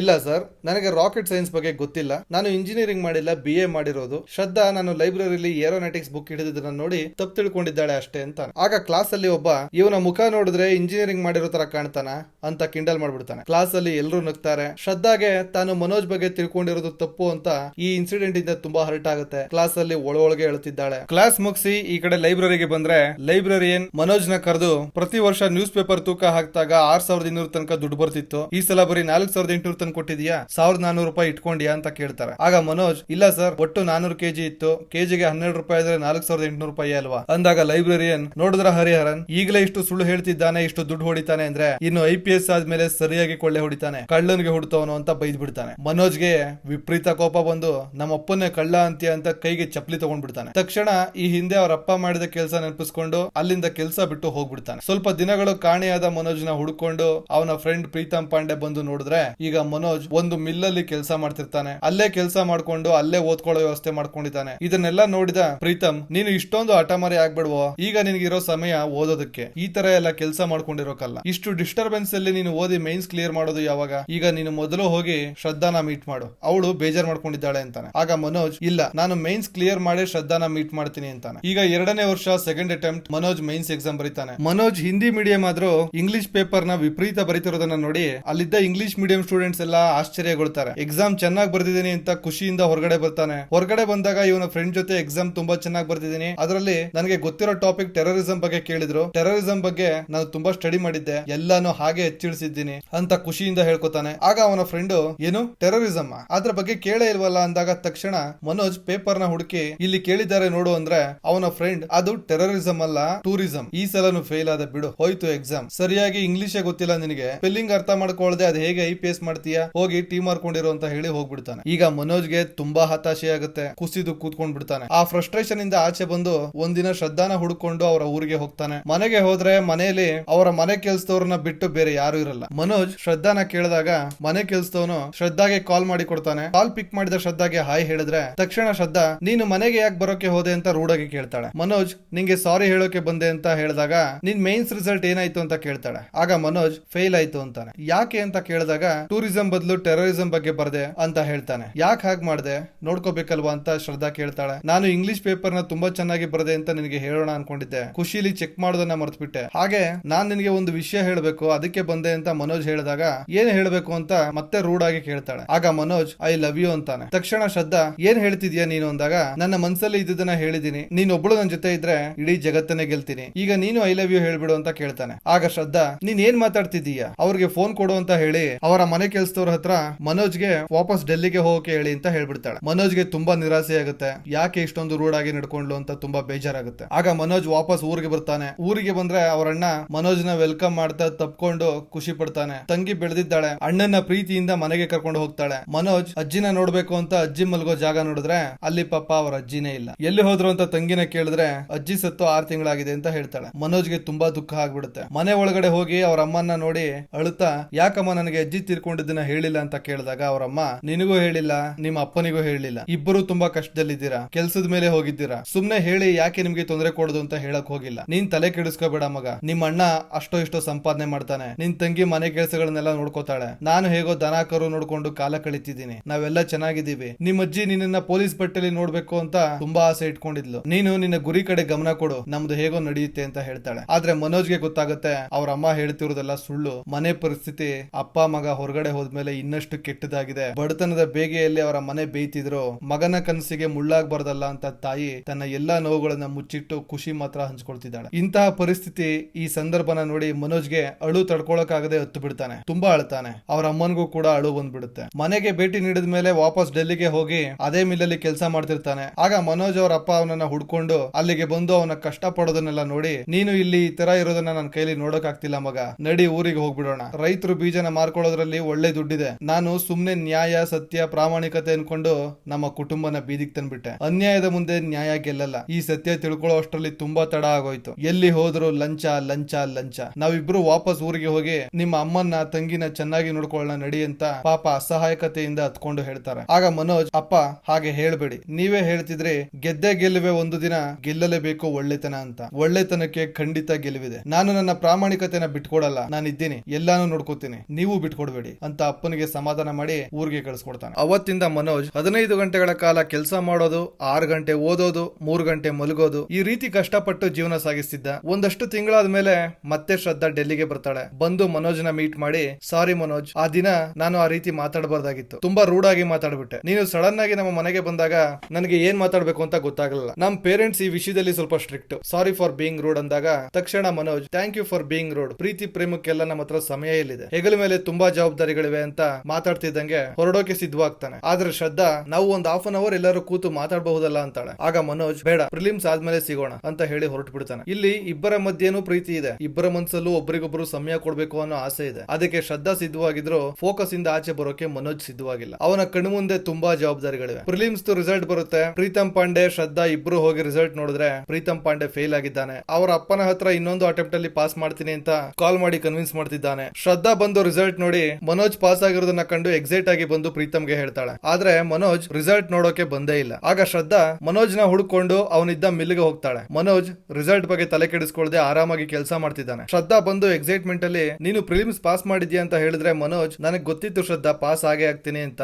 ಪಾಸ್ ಆಗೋಕೆ 98 ಮಾರ್ಕ್ಸ್ ಸಾಕಾಗಿತ್ತು, ಆದ್ರೆ ನಾನು 164 ಮಾರ್ಕ್ಸ್ ಗೆ ಬರ್ತಿದ್ದೆ, ಹೋದ್ ಸಲ ಮಾಡ್ಕೊಂಡ್ ಮಿಸ್ಟೇಕ್ ನ ಈ ಸಲ ಮಾಡಿಲ್ಲ, ನೀನ್ ನೋಡ್ತಿರು ಮೈನ್ಸ್ ಎಕ್ಸಾಮ್ ಹೀಗೆ ಕ್ಲಿಯರ್ ಮಾಡ್ತೀನಿ ಅಂತ ಕಾನ್ಫಿಡೆಂಟ್ ಆಗಿ ಹೇಳ್ತಾನೆ. ಆಗ ಶ್ರದ್ಧಾ ಮೈನ್ಸ್ ಅಲ್ಲಿ ಬರೀ SR ನೋ ಟಿಕ್ ಮಾಡೋದಷ್ಟೇ ಇರಲ್ಲ, ದೊಡ್ಡ ದೊಡ್ಡ ಆನ್ಸರ್ಸ್ ಎಲ್ಲ ಬರಿಬೇಕಾಗುತ್ತೆ, ನೀನ್ ಅದಕ್ಕೆ ಪ್ರಿಪೇರ್ ಆಗೋಕೆ ತುಂಬಾ ಟೈಮ್ ಕೊಡ್ಬೇಕು, ಈ ರೀತಿ ಮಿಲ್ಲಲ್ಲಿ ಕೆಲಸ ಮಾಡ್ಕೊಂಡು ಖಂಡಿತ ಸಾಧ್ಯ ಇಲ್ಲ ಅಂತ ಹೇಳಿದ್ರೆ ಮನೋಜ್ ನಾನು ಮ್ಯಾನೇಜ್ ಮಾಡ್ತೀನಿ ಅಂತಾನೆ. ಆಗ ಶ್ರದ್ಧಾ ಅದೆಲ್ಲ ಆಗೋ ಮಾತಲ್ಲ, ನೀನು ಈ ಮಿಲ್ಲಲ್ಲಿ ಕೆಲಸ ಮಾಡೋದನ್ನ ಬಿಟ್ಬಿಡು, ನನ್ನ ಹತ್ರ ಸ್ವಲ್ಪ ದುಡ್ಡಿದೆ ನಾನು ಕೊಡ್ತೀನಿ ಅಂತ ಹೇಳಿದ್ರೆ ಇಲ್ಲ ನನಗೆ ಬೇಡ, ನಾನು ಹೇಗೋ ಮ್ಯಾನೇಜ್ ಮಾಡ್ತೀನಿ, ದುಡ್ಡಿನ ಅವಶ್ಯಕತೆ ಇಲ್ಲ ಅಂತ ಹೇಳಿದಾಗ ಶ್ರದ್ಧಾ ಅವಶ್ಯಕತೆ ಇಲ್ಲ ಅಂದ್ಮೇಲೆ ಇದೆಲ್ಲ ಯಾಕೆ ಬೇಕು, ನಾನು ನಮ್ಮೂರಿಂದ ಬಂದ್ಮೇಲೆ ಪ್ರಿಲಿಮ್ಸ್ ಆದ್ಮೇಲೆ ನೀನ್ ಸಿಗ್ತೀನಿ ಅಂತ ಹೇಳಿದ್ದೆ, ಸ್ಟಡಿ ಮೇಲೆ ಫೋಕಸ್ ಮಾಡ್ತೀನಿ ಅಂತ ಹೇಳಿದ್ದೆ, ಹೇಳಿದ್ದೆ ಅಂದಾಗ ಮನೋಜ್, ನೋಡು ಶ್ರದ್ಧಾ, ನನ್ನ ಲೋಕನೇ ಬೇರೆ, ನಿನ್ನ ಲೋಕನೇ ಬೇರೆ. ನಮ್ಮಮ್ಮ ಊರಲ್ಲಿ ಕೂಲಿನಲ್ಲಿ ಮಾಡ್ತಿದ್ದಾಳೆ, ನಮ್ಮಪ್ಪ ಲಂಚಕೋರರ ವಿರುದ್ಧ ಕೋರ್ಟು ಕಚೇರಿ ಅಂತ ಅಲಿತಿದ್ದಾರೆ, ನಮ್ಮಣ್ಣ ಕೂಲಿ ಕೆಲಸ ಮಾಡ್ತಿದ್ದಾನೆ, ನನ್ನ ಮೇಲೆ ತುಂಬಾ ಜವಾಬ್ದಾರಿಗಳಿದಾವೆ ಎಂದಾಗ ಶ್ರದ್ಧಾ, ಹಾಗಂತ ಈ ಕತ್ಲಲ್ಲಿ ಏನ್ ಮಾಡ್ತೀಯ ಅಂತ ಕೇಳ್ತಾಳೆ. ಆಗ ಮನೋಜ್, ನಮ್ಮಪ್ಪ ಯಾವಾಗ್ಲೂ ಹೇಳ್ತಿದ್ರು, ಹೊರಗಿನ ಕತ್ಲಿಗಿಂತ ನಾವು ಒಳಗಿನ ಕತ್ಲಿಗೆ ಹೆದರ್ಕೋಬೇಕು ಅಂತ. ಸುಖಕ್ಕೆ ಆಸೆ ಪಟ್ಟು ಕಷ್ಟ ಪಡದನ್ನೇ ಮತ್ಬಿಟ್ಟಿರ್ತೇವೆ. ಅಬ್ದುಲ್ ಕಲಾಂ ಅವರು ಬೀದಿ ದೀಪದ ಕೆಳಗಡೆ ಓದ್ತಿದ್ದ ವಿಷಯ ನಿನಗೆ ಗೊತ್ತಲ್ವಾ, ನನ್ನ ಹತ್ರ ಬಲ್ಬೆ ಇದೆ, ಅವರಷ್ಟು ಕಷ್ಟ ನನ್ಗೆ ಆಗಿಲ್ಲ ಬಿಡು ಅಂತ ಹೇಳಿ ಶ್ರದ್ಧಾ ಬಾಯಿ ಮುಚ್ಚಿಸ್ಬಿಡ್ತಾನೆ. ಈಗ ಮತ್ತೆ 3ನೇ ಅಟೆಂಪ್ಟ್ ರಿಸಲ್ಟ್ ಬರುತ್ತೆ. ಈ ಸಲ ಮೈನ್ಸ್ ಎಕ್ಸಾಮ್ ಅಲ್ಲಿ ಮನೋಜ್ ಫೇಲ್ ಆಗಿದ್ದಾನೆ. IAS IPS ಚೂಸ್ ಮಾಡಿದವರು ದಿನಕ್ಕೆ 15 ಗಂಟೆ ಆದ್ರೂ ಓದ್ಬೇಕು. ಅಂತದ್ರಲ್ಲಿ ಇವನು 15 ಗಂಟೆ ಕೆಲಸ ಮಾಡಿ 3 ಅವರ್ 4 ಅವರ್ ಓದಿದ್ರೆ ಪಾಪ ಎಲ್ಲಿಂದ ಪಾಸ್ ಆಗ್ತಾನೆ. ಈ ಸಲನು ಮತ್ತೆ ರೀಸ್ಟಾರ್ಟ್ ಅನ್ಕೊಂಡು ಟೀ ಸ್ಟಾಲ್ ಹತ್ರ ಬಂದು ಶ್ರದ್ಧಾ ಮತ್ತೆ ಮನೋಜ್ ಕೂತ್ಕೊಳ್ತಾರೆ. ಆಗ ಅಲ್ಲಿಗೆ ಗೌರಿಶಂಕರ್, ಪ್ರೀತಮ್ ಪಾಂಡೆ ಮತ್ತೆ ಅವರ ಸ್ನೇಹಿತ ನವಲ್ ಅಂತ ಬರ್ತಾನೆ. ಈ 3 ಜನ ನವಲ್ದು ಮೈನ್ ಎಕ್ಸಾಮ್ ಕ್ಲಿಯರ್ ಆಗಿದೆ ಅಂತ ಪಾರ್ಟಿ ಮುಗಿಸ್ಕೊಂಡು ಬಂದಿರ್ತಾರೆ. ಪ್ರೀತಮ್ ತುಂಬಾ ಕುಡಿದಿರ್ತಾನೆ. ಶ್ರದ್ಧಾ ಮನೋಜ್ ಕೈ ಹಿಡ್ಕೊಳ್ಳೋದನ್ನ ನೋಡಿ ಗೌರಿಶಂಕರ್ಗೆ, ನವಲ್ ಸಕ್ಸಸ್ಫುಲ್ ಆಗಿ ಮೈನ್ಸ್ ಕ್ಲಿಯರ್ ಮಾಡಿದ್ದಾನೆ, ಇಂಟರ್ವ್ಯೂ ಅಲ್ಲೂ ಪಾಸ್ ಆಗ್ತಾನೆ, ಸಕ್ಸಸ್ಫುಲ್ ಆಗಿ ಅವನ ಗುರಿನ ಅವನು ಮುಟ್ಟಾನೆ, ಯಾಕಂದ್ರೆ ಅವನ ಜೀವನದಲ್ಲಿ ಡಿಸ್ಟ್ರಾಕ್ಷನ್ ಮಾಡೋಕೆ ಶ್ರದ್ಧಾ ಇಲ್ವಲ್ಲ ಅಂದ್ಬಿಟ್ಟು ಶ್ರದ್ಧಾಗೆ, ನಿಜ ಹೇಳ್ಬೇಕಂದ್ರೆ ನೀನು ಡೆಲ್ಲಿಗೆ ಬಂದು ಇವನನ್ನ ಮೀಟ್ ಮಾಡಿಲ್ಲ ಅಂದಿದ್ರೆ ಅವನು ಮೈನ್ಸ್ ನ ಕ್ಲಿಯರ್ ಮಾಡ್ತಿದ್ದ. ಕೇಳಿಸ್ಕೊಳ್ಳೋ ಮನೋಜ, ಏನಾದ್ರೂ ಸಾಧನೆ ಮಾಡು, ಇಲ್ಲ ಅಂದ್ರೆ ನಿನ್ನ ಬಿಟ್ಟು ಹೋಗ್ಬಿಡ್ತಾಳೆ. ನನ್ನ ಹುಡುಗಿನೂ ನನ್ನ ಅದೇ ಕಾರಣಕ್ಕೆ ಬಿಟ್ಟು ಹೋಗಿದ್ದು. ನೀನು ಬೇಕಿದ್ರೆ 10 ವರ್ಷ ಬಿಟ್ಕೊಂಡು ಆಮೇಲೆ ಇವಳು ಸಿಕ್ತಾಗ ಹಿಟ್ ಬೀಸ್ತಿದ್ದೀನಿ ಅಂತ ಹೇಳು, ನಿನ್ನ ಮೂಸು ನೋಡಲ್ಲ ಅಂದ್ಬಿಡ್ತಾನೆ. ತಕ್ಷಣ ಶ್ರದ್ಧಾಗೆ ಹರ್ಟ್ ಆಗಿ ಅಲ್ಲಿಂದ ಎದ್ದು ಹೋಗ್ತಿರ್ತಾಳೆ. ಆಗ ಮನೋಜ್ ಅವಳನ್ನ ಸಮಾಧಾನ ಮಾಡೋಕೆ ಹೋಗ್ತಾನೆ. ಆಗ ಶ್ರದ್ಧಾ, ನೀನು ಹೇಳ್ತಿದ್ದೆ ಅಲ್ವಾ, ಐ ಲವ್ ಯು ಹೇಳಿದ್ರೆ ನಾನು ಇಡೀ ಜಗತ್ತನ್ನೇ ಗೆಲ್ತೀನಿ ಅಂತ, ಇವತ್ತು ಹೇಳ್ತಿದ್ದೀನಿ ಕೇಳು, ಐ ಲವ್ ಯು, ಹೋಗು ಗೆಲುವು ಸಾಧಿಸ್ ಬಾ ಅಂತ ಕಣ್ಣೀರಿಡ್ತಾ ಹೇಳ್ತಾಳೆ. ತಕ್ಷಣ ಮನೋಜ್ ಓಡಿ ಹೋಗ್ತಾನೆ. ಎಲ್ಲಿಗೆ ಗೊತ್ತಾ, ಈ ಹಿಂದೆ ಮೈನ್ಸ್ ಎಕ್ಸಾಮ್ ಅಲ್ಲಿ ಕ್ಲಿಯರ್ ಮಾಡಿದ್ದ ಆ ಇಂಗ್ಲಿಷ್ ಮೀಡಿಯಂ ದೀಪ್ ಮೋಹನ್ ಅವ್ರ ಹತ್ರ ಹೋಗಿ, ಅವರು ಇಷ್ಟೊತ್ತಲ್ಲಿ ಮಾತಾಡ್ಸಕ್ ಆಗಲ್ಲ ಅಂತ ಹೇಳಿದ್ರು, ಒಳಗಡೆ ಹೋಗಿ ನಾನು ಪ್ರಿಲಿಮ್ಸ್ ಪಾಸ್ ಮಾಡಿದೆ ಆದ್ರೆ ಮೈನ್ಸ್ ಮಾಡೋಕ್ ಆಗ್ತಿಲ್ಲ ಅಂತ ಹೇಳ್ಕೊತಾನೆ. ಆಗ ದೀಪ್ ಮೋಹನ್, ಪ್ರಿಲಿಮ್ಸ್ ಯಾರ್ ಬೇಕಾದ್ರೂ ಪಾಸ್ ಮಾಡ್ತಾರೆ, ಆದ್ರೆ ಮೈನ್ಸ್ ಪಾಸ್ ಮಾಡೋಕೆ ಬೇರೆ ಲೆವೆಲ್ ನಾಲೆಡ್ಜ್ ಜೊತೆ ಸ್ಪೀಡ್ ಸ್ಟ್ರಾಟಜಿ ಬೇಕು. 3 ಗಂಟೆಲಿ 20 ಕ್ವಶನ್ಗಳು, ಅಲ್ಲಿಗೆ ಒಂದು ಉತ್ತರ ಬರೆಯೋಕೆ 9 ನಿಮಿಷ, ಅದು 200 ಪದಗಳಲ್ಲಿ. ಸೊ ಆ 9 ನಿಮಿಷಗಳಲ್ಲಿ ನಿನಗೆ ಕ್ವಶನ್ ನ ಅನಲೈಸ್, ಸ್ಟ್ರಾಟಜೈಸ್ ಮಾಡಿ ಆನ್ಸರ್ ನ ಕನ್ಸ್ಟ್ರಕ್ಟ್ ಮಾಡಿ ಬರೆಯೋದಕ್ಕೆ ನಿನಗೆ ಸಿಗೋದು 8 ನಿಮಿಷ 20 ಸೆಕೆಂಡ್ ಮಾತ್ರ. ಅದು 200 ಪದಗಳಲ್ಲಿ ಮುಗಿಸ್ಬೇಕು. ಅರ್ಥ ಆಯ್ತಾ? ಒಂದು ಎಕ್ಸಾಮ್ಗೆ 4,000 ವರ್ಡ್ಸ್, ಅದೇ 9 ಎಕ್ಸಾಮ್ಸ್ಗೆ ಒಟ್ಟು 36,000 ವರ್ಡ್ಸ್ ಆಯ್ತು. ನಿನ್ ಕೈಯಲ್ಲಿ ಇವೆಲ್ಲ ಮಾಡಕ್ಕಾಗುತ್ತೆ ಅಂತ ಅನ್ಸುತ್ತಾ ಅಂತ ಕೇಳಿದಾಗ, ಖಂಡಿತ ಮಾಡ್ತೀನಿ ಸರ್ ಅಂತ ಮನೋಜ್ ಹೇಳ್ತಾನೆ. ಆಗ ದೀಪ್ ಮೋಹನ್, ಪೆನ್ನು ಪೇಪರ್ ತರಿಸಿ ನಿನ್ಗೆ 8 ನಿಮಿಷ 20 ಸೆಕೆಂಡ್ ಕೊಡ್ತೀನಿ, 200 ವರ್ಡ್ಸ್ ಇರೋ ಎಸ್ಸೆ ಬರಿ ಅಂತ ಹೇಳ್ತಾರೆ. ಆಗ ಮನೋಜ್, ಯಾವ ಟಾಪಿಕ್ ಮೇಲೆ ಬರೀಲಿ ಅಂತ ಕೇಳ್ತಾನೆ. ನಿನ್ನ ಹೆಸರು ಮನೋಜ್ ಕುಮಾರ್ ಶರ್ಮಾ ಅಲ್ವಾ, ಅದ್ರ ಮೇಲೆ ಬರಿ ಅಂತ ಹೇಳ್ತಾರೆ. ಮನೋಜ್, ಇದು ತುಂಬಾ ಈಸಿ ಅಲ್ವಾ ಸರ್ ಅಂದಾಗ, ಹಾಗಿದ್ರೆ ಬರಿ ಅಂತ ಹೇಳ್ತಾರೆ. ಮನೋಜ್ 8 ನಿಮಿಷ 20 ಸೆಕೆಂಡ್ ಟೈಮ್ ಅಲ್ಲಿ ತನಗೆ ಹೊಡೆದನ್ನೆಲ್ಲ ಬರೀತಾನೆ. ಈಗ ದೀಪ್ ಮೋಹನ್ ಆ ಪೇಪರ್ ಇಸ್ಕೊಂಡು ನೋಡಿ ಹೇಳ್ತಾರೆ, ಯಾವ ಟಾಪಿಕ್ ಬಗ್ಗೆ ನಿನಗೆ ತುಂಬಾ ಚೆನ್ನಾಗಿ ಗೊತ್ತಿದೆಯೋ ಅದ್ರ ಬಗ್ಗೆ 90 ಪದಗಳ ಮೇಲೆ ನೀವು ಬರೆಯೋಕಾಗಿಲ್ಲ. ಹೀಗಿದ್ದಾಗ ಅದ್ ಹೇಗೆ 200 ಪದಗಳಲ್ಲಿ international affairs, internal security, social justice ಇಂತಹ ಟಾಪಿಕ್ ಗಳ ಬಗ್ಗೆ ಬರೀತೀಯಾ? ನಿನಗೆ ಡಿಸ್ಕರೇಜ್ ಮಾಡ್ಬೇಕು ಅಂತ ಹೇಳ್ತಿಲ್ಲ, ಆದ್ರೆ ನಿನ್ನಿಂದ ಇದು ಆಗಲ್ಲ ಬಿಡು ಅಂದ್ಬಿಡ್ತಾರೆ. ದೀಪ್ ಮೋಹನ್ ಹೀಗೆ ಹೇಳಿದ್ದನ್ನ ಕೇಳಿ ಗೌರಿಶಂಕರ್ಗೆ ಹೋಗಿ ಹೇಳಿದಾಗ ಗೌರಿಶಂಕರ್ಗೆ ತುಂಬಾ ಕೋಪ ಬರುತ್ತೆ. ಹೀಗೆ ಹೇಳದ್ನ, ನೀನೊಂದ್ ಕೆಲಸ ಮಾಡು, ಇನ್ಮೇಲೆ ಈ ಶಾಪ್ ಅಲ್ಲಿ ಟೀ ಕೊಡೋದು, ಪಾತ್ರೆ ತೊಳೆಯೋದು ಇದನ್ನೆಲ್ಲ ಬಿಡು. ಇದನ್ನೆಲ್ಲ ಮಾಡ್ತಾ ನಿನ್ಗೆ ಯಾವುದೇ ಕಾರಣಕ್ಕೂ IPS ಪಾಸ್ ಮಾಡೋಕ್ಕಾಗಲ್ಲ. ಈಗ ನಿನ್ಗಿರೋದು ಲಾಸ್ಟ್ ಅಟೆಂಪ್ಟ್, ಇದರಲ್ಲಿ ನೀನು ಸಕ್ಸಸ್ ಆಗಲೇಬೇಕು. ಈಗ ನಾನು ಹೇಳ್ದಾಗ ಕೇಳು, ನನ್ನ ರೂಮ್ ಅನ್ನ ಖಾಲಿ ಮಾಡ್ತೀನಿ, ನೀನ್ ವಸ್ತುಗಳನ್ನೆಲ್ಲ ಇಟ್ಕೋ, ನೀನ್ ಇನ್ಮೇಲೆ ಯಾವ ಕೆಲಸನೂ ಮಾಡೋದ್ ಬೇಡ, ಎಲ್ಲ ನಾವು ನೋಡ್ಕೋತೀವಿ, ನಿಮ್ ಮನೆಗೆ ಮಂತ್ಲಿ ನಾನು ದುಡ್ಡು ಕಳಿಸ್ತೀನಿ ಅಂತ ಹೇಳಿದಾಗ ಮನೋಜ್, ಬೇಡ ಅಣ್ಣ ಅಂತಾನೆ. ಗೌರಿಶಂಕರ್ ಕೋಪ ಮಾಡ್ಕೊಂಡು, ನೀನ್ ಏನು ಮಾತಾಡಬೇಡ, ಬರೀ ಶ್ರಮ ಹಾಕಿದ್ರೆ ಸಕ್ಸಸ್ ಸಿಗಲ್ಲ, ಶ್ರಮ ಎಲ್ಲಿ ಹಾಕ್ತಿದೀವಿ ಅನ್ನೋದು ಇಂಪಾರ್ಟೆಂಟ್, ನೀನು ಯಾವ್ದನ್ನು ಬೇಡ ಅನ್ನೋ ಹಾಗಿಲ್ಲ, ಸುಮ್ನೆ ನಾನು ಹೇಳ್ದ ಹಾಗೆ ಮಾಡು ಅಂತ ಜಬರ್ದಸ್ತ್ ಮಾಡಿ ಹೇಳ್ತಾರೆ. ಆಗ ಮನೋಜ್ಗೆ ಮಾತೆ ಬರದೆ ಗೌರಿಶಂಕರ್ನ ಹಗ್ ಮಾಡ್ತಾನೆ. ಆಗ ಗೌರಿಶಂಕರ್ ಹೇಳ್ತಾನೆ, ಈ ಎಕ್ಸಾಮ್ ಕ್ಲಿಯರ್ ಮಾಡೋದು ನಿನ್ನೊಬ್ಬನ್ ಕನ್ಸಲ್ಲ, ನಿನ್ನಂತ ಎಷ್ಟೋ ಹಳ್ಳಿ ಹುಡುಗರ ಕನ್ಸು. ನೀನು ಗೆದ್ರೆ ಅವರೆಲ್ಲ ಗೆಲ್ತಾರೆ, ಎಲ್ಲರಿಗೂ ಭರವಸೆಗಳು ಮೂಡುತ್ತೆ. ನನ್ನಿಂದ ಸಹಾಯ ಪಡ್ಕೊಳ್ಳೋದಕ್ಕೆ ನಿನಗೆ ಸ್ವಾಭಿಮಾನ ಅಡ್ಡ ಬಂದ್ರೆ ನಿನ್ನ ಮೊದಲನೇ ಸಂಬಳದಲ್ಲಿ ನನಗೆ ಹಣ ವಾಪಸ್ ಕೊಡು, ಆದ್ರೆ ಪ್ರಯತ್ನ ಮಾತ್ರ ನಿಲ್ಲಿಸಬೇಡ ಅಂತ ಮನೋಜ್ಗೆ ಮೋಟಿವೇಟ್ ಮಾಡಿ ಸಹಾಯ ಮಾಡ್ತಾರೆ. ಈಗ ಮನೋಜ್ ಸ್ಟಡಿ ಜರ್ನಿ ಶುರುವಾಗುತ್ತೆ. ಶ್ರದ್ಧಾ ಮನೋಜ್ಗೆ ಒಂದು ಸ್ಟಾಪ್ ವಾಚ್ ನ ಗಿಫ್ಟ್ ಮಾಡಿ, ನೀನು ಪ್ರತಿದಿನ 16 ಗಂಟೆ ಓದ್ಲೇಬೇಕು ಅಂತ ಹೇಳಿ ಅವನಿಗೆ ಪ್ರತಿದಿನ ಊಟ ಕಳಿಸ್ಕೊಡ್ತಾಳೆ. ಹೀಗೆ ಇನ್ನು ಮುಂದೆ ಯಾವುದೇ ಕೆಲಸಗಳನ್ನ ಮಾಡಿದಿರಾ ಪೂರ್ತಿ ಸಮಯವನ್ನ ಓದೋದಕ್ಕೆ ಮನೋಜ್ ಬಳಸ್ಕೊಳ್ತಾನೆ. ತುಂಬಾ ಕಷ್ಟ ಪಡ್ತಾನೆ, ಯಾಕಂದ್ರೆ ಇದು ಫೈನಲ್ ಅಟೆಂಪ್ಟ್. ಅಷ್ಟರಲ್ಲಿ ಶ್ರದ್ಧಾ ಮೈನ್ಸ್ ಕ್ಲಿಯರ್ ಮಾಡಿದಾಳೆ ಅಂತ ಗುಡ್ ನ್ಯೂಸ್ ಬರುತ್ತೆ. ಇನ್ನು ಸ್ವಲ್ಪ ದಿನದಲ್ಲಿ ಇಂಟರ್ವ್ಯೂ ಕ್ಲಿಯರ್ ಮಾಡಿ ಶ್ರದ್ಧಾ ಡೆಪ್ಯೂಟಿ ಕಮಿಷನರ್ ಆಗೇ ಬಿಡ್ತಾಳೆ. ಈ ವಿಷಯ ಕೇಳಿ ಗೌರಿಶಂಕರ್ಗೆ ಮನೋಜ್ಗೆ ತುಂಬಾ ಖುಷಿ ಆಗುತ್ತೆ. ಇಷ್ಟು ದಿನ ಮನೋಜ್ಗೆ ಶ್ರದ್ಧಾ ಬರೀ ಮೋಟಿವೇಶನ್ ಆಗಿದ್ಲು, ಈಗ ಇನ್ಸ್ಪಿರೇಷನ್ ಕೂಡ ಆಗ್ಬಿಟ್ಲು. ಅದೇ ಟೈಮ್ಗೆ ಮನೋಜ್ ರಿಸಲ್ಟ್ ಕೂಡ ಬಂದಿರುತ್ತೆ. ಮೈನ್ಸ್ ಅಲ್ಲಿ ಈ ಸಲ ಪಾಸ್ ಆಗ್ಬಿಟ್ಟಿದ್ದಾನೆ, ಕೊನೆಗೂ ಅನ್ಕೊಂಡಿದ್ದನ್ನ ಮಾಡೇ ಬಿಟ್ಟಿದ್ದಾನೆ. ಆದ್ರೆ ಪ್ರೀತಮ್ ಪಾಂಡೆ ಫೇಲ್ ಆಗ್ಬಿಟ್ಟಿರ್ತಾನೆ. ಫೋನ್ ಅಲ್ಲಿ ಆ ಕಡೆಯಿಂದ ಅವರಪ್ಪ, ಸುಮ್ಮನೆ ಹೋಗಿ ಸಮಯನೂ ವೇಸ್ಟ್ ಮಾಡಿದೆ, ಹಣನೂ ವೇಸ್ಟ್ ಮಾಡಿದೆ ಅಂತ ಬಾಯಿಗೆ ಬಂದ ಹಾಗೆ ಬೈತಿದ್ದಾರೆ. ಅದೇ ಟೈಮ್ಗೆ ರಿಸಲ್ಟ್ ಬಂದ ತಕ್ಷಣ ಓಡ್ ಬಂದ ಮನೋಜ್, ಪಾಂಡೆ ಸ್ವಲ್ಪ ಫೋನ್ ಕೊಡ್ತೀಯ, ಶ್ರದ್ಧಾಗೆ ಕಾಲ್ ಮಾಡ್ಬೇಕು ಅಂತ ಕೇಳ್ತಾನೆ. ಆಗ ಪಾಂಡೆ ಮೊದಲೇ ಟೆನ್ಷನ್ ಅಲ್ಲಿ ಇರ್ತಾನೆ, ಶ್ರದ್ಧಾನ್ಗೆ ಕಾಲ್ ಮಾಡ್ಬೇಕಲ್ವಾ, ಮಾಡು ಮಾಡು. ನನ್ನ ರಿಸಲ್ಟ್ ಏನಾಯ್ತು ಅಂತ ಕೇಳಲ್ವಾ? ನಾನು ಪಾಸ್ ಆಗಿಲ್ಲ, ಫೇಲ್ ಆಗಿದ್ದೀನಿ. ಇದರಿಂದ ನಿನಗೇನು ವ್ಯತ್ಯಾಸ ಆಗಲ್ಲ ಬಿಡು. ನನ್ನ ಮಗನೇ, UPSC ಯು ಅಂದ್ರೆ ಏನು ಅಂತ ಗೊತ್ತಿರ್ಲಿಲ್ಲ ನಿನಗೆ. ನಿನ್ನ ಡೆಲ್ಲಿಗೆ ಕರ್ಕೊಂಡು ಬಂದಿದ್ದು ನಾನು, ನೀನ್ ಇರೋಕೆ ಜಾಗ ಕೊಟ್ಟಿದ್ ನಾನು, ನೀನ್ ಹಾಕೊಂಡಿರೋ ಬಟ್ಟೆ ಕೊಟ್ಟವ್ ನಾನು. ನನ್ ಬಗ್ಗೆ ಕೇಳಲ್ಲ ಅಲ್ವಾ? ಶ್ರದ್ಧಾಂಗೆ ಹೇಳೋಕೆ ಫೋನ್ ಬೇಕಲ್ವಾ? ನನ್ ಫೋನು ನೀನ್ ರೊಮ್ಯಾನ್ಸ್ ಮಾಡೋಕೆ ಇಟ್ಕೊಂಡಿಲ್ಲ. ನೀನು ನಿನ್ ಗರ್ಲ್ ಫ್ರೆಂಡ್ ಎಲ್ಲಾರು ಹಾಳಾಗೋಗ್ರಿ ಅಂತ ಬೈದ್ ಬಿಡ್ತಾನೆ. ಆಗ ಮನೋಜ್, ಶ್ರದ್ಧಾ ಬಗ್ಗೆ ಮಾತಾಡಬೇಡ ಪಾಂಡೆ, ನಿನ್ಗೆ ಧೈರ್ಯ ಇದ್ರೆ ನಿನ್ ಮನ್ಸಲ್ಲಿರೋದನ್ನ ನಿಮ್ಮ ಅಪ್ಪನ ಹತ್ರ ಹೋಗಿ ಹೇಳು ಅಂತ ಅಂದಾಗ ಪ್ರೀತಮ್ ಪಾಂಡೆಗೆ ಇನ್ನೂ ಕೋಪ ಬಂದು, ನಮ್ಮ ಅಪ್ಪನ ಬಗ್ಗೆ ಮಾತಾಡಬೇಡ ಹಾಗೆ ಹೇಗೆ ಅಂತ ಕೂಗಾಡ್ತಾನೆ. ಮನೋಜ್ ಬೇಜಾರ್ ಮಾಡ್ಕೊಂಡು ಹೋಗ್ಬಿಡ್ತಾನೆ. ಆಗ ಮನೋಜ್ ಪಬ್ಲಿಕ್ ಬೂತ್ ಗೆ ಬಂದು ತನ್ನ ಫ್ಯಾಮಿಲಿಗೆಲ್ಲ ಮೈನ್ಸ್ ಎಕ್ಸಾಮ್ ಪಾಸ್ ಮಾಡಿದ್ದನ್ನೆಲ್ಲ ಫೋನ್ ಮಾಡಿ ಹೇಳ್ತಾನೆ. ಅವನ ಕುಟುಂಬದವರೆಲ್ಲ ತುಂಬಾ ಖುಷಿ ಪಡ್ತಾರೆ. ಈ ಖುಷಿನ ಹಂಚ್ಕೊಳ್ಳೋಕೆ ಶ್ರದ್ಧಾಗೆ ಕಾಲ್ ಮಾಡ್ತಾನೆ. ಅವರಮ್ಮ ಕಾಲ್ ಪಿಕ್ ಮಾಡಿ, ಮನೆಯಲ್ಲಿ ಶ್ರದ್ಧಾ ಇಲ್ಲ, ಬಂದಾಗ ಹೇಳ್ತೀನಿ ಅಂತಾರೆ. ಆದ್ರೆ ಶ್ರದ್ಧಾ ಅಲ್ಲೇ ಕೂತಿದ್ದಾಳೆ. ಶ್ರದ್ಧಾ ಸಂಜೆ ಆದ್ಮೇಲೆ ಮನೋಜ್ಗೆ ಕಾಲ್ ಮಾಡಿ, ಸಾರಿ ಮನೋಜ್, ನಾನ್ ನಿನ್ ಕಾಲ್ಗೆ ಸಿಕ್ಕಿಲ್ಲ, ಇಲ್ಲಿ ಸ್ವಲ್ಪ ಪ್ರಾಬ್ಲಮ್ ಆಗಿದೆ ಅಂತಾಳೆ. ಏನ್ ಪ್ರಾಬ್ಲಮ್ ಅಂತ ಕೇಳಿದಾಗ, ಯಾರೋ ಗೊತ್ತಿಲ್ಲ ನಮ್ಮ ಮನೆಗೆ ಕಾಲ್ ಮಾಡಿ ಡೆಲ್ಲಿಯಲ್ಲಿ ನಾನು ನಿನ್ ಜೊತೆ ಮಲಗಿದ್ದೆ ಅಂತ ನಮ್ಮ ಅಪ್ಪನಿಗೆ ಹೇಳಿದ್ದಾರೆ. ನಮ್ಮಪ್ಪ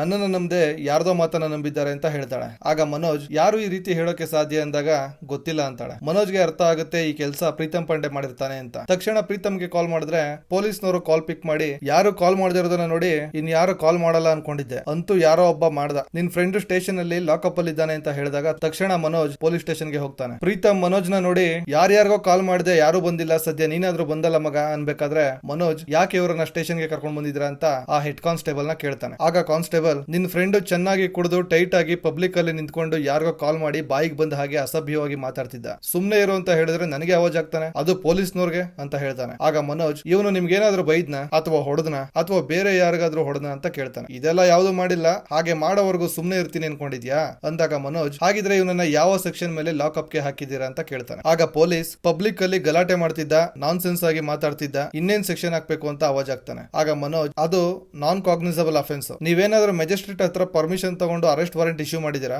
ಅಂತ ಕೇಳ್ತಾನೆ. ಆಗ ಪೊಲೀಸ್ ಬ್ಲಾಂಕ್ ಆಗ್ತಾನೆ. ನಂತರ ಅವನು ಪಬ್ಲಿಕ್ ಪ್ರಾಪರ್ಟಿ ಡ್ಯಾಮೇಜ್ ಮಾಡಿದ್ದಾನೆ, 3,000 ಫೈನ್ ಕಟ್ಟಿದ್ದಾನೆ, ಇನ್ನೂ 2,000 ಬಾಕಿ ಇದೆ ಅಂತಾನೆ. ಸೆಲ್ಲಿಂದ ಪ್ರೀತಮ್ ಸುಳ್ಳು ಸುಳ್ಳು ಅಂತ ಕೂಗಿ ಹೇಳ್ತಿರ್ತಾನೆ. ಈಗ ಮನೋಜ್, ಹಾಗಿದ್ರೆ ಎವಿಡೆನ್ಸ್ ತೋರಿಸಿ ಅಂತ ಕೇಳ್ತಾನೆ. ಆಗ ಆ ಕಾನ್ಸ್ಟೇಬಲ್ ಗೆ ಏನ್ ಮಾತಾಡ್ಬೇಕು ಅಂತ ಗೊತ್ತಾಗಲ್ಲ. ಆಗ ಮನೋಜ್, ನಾನ್ ಕಾಗ್ನಿಸಬಲ್ ಅಫೆನ್ಸ್ ಗೆ ಅರೆಸ್ಟ್ ವಾರೆಂಟ್ ಇಶ್ಯೂ ಮಾಡದೆ ಅರೆಸ್ಟ್ ಮಾಡೋದು ಮತ್ತೆ ಪ್ರಾಪರ್ಟಿ ಡ್ಯಾಮೇಜ್ ಗೆ ಎವಿಡೆನ್ಸ್ ಇಲ್ಲದೆ ಫೈನ್ ಹಾಕೋದು ಎರಡೂ ಇಲ್ಲಿಗಲ್ಲೇ ಅಂತ ದಬಾಯಿಸ್ತಾನೆ. ಆಗ ಕಾನ್ಸ್ಟೇಬಲ್, ನೋಡು ಫೈನ್ ಕಟ್ಲೇಬೇಕು ಅಂತಾನೆ. ಮನೋಜ್, ಅದು ಫೈನ್ ಅಲ್ಲ, ಲಂಚ.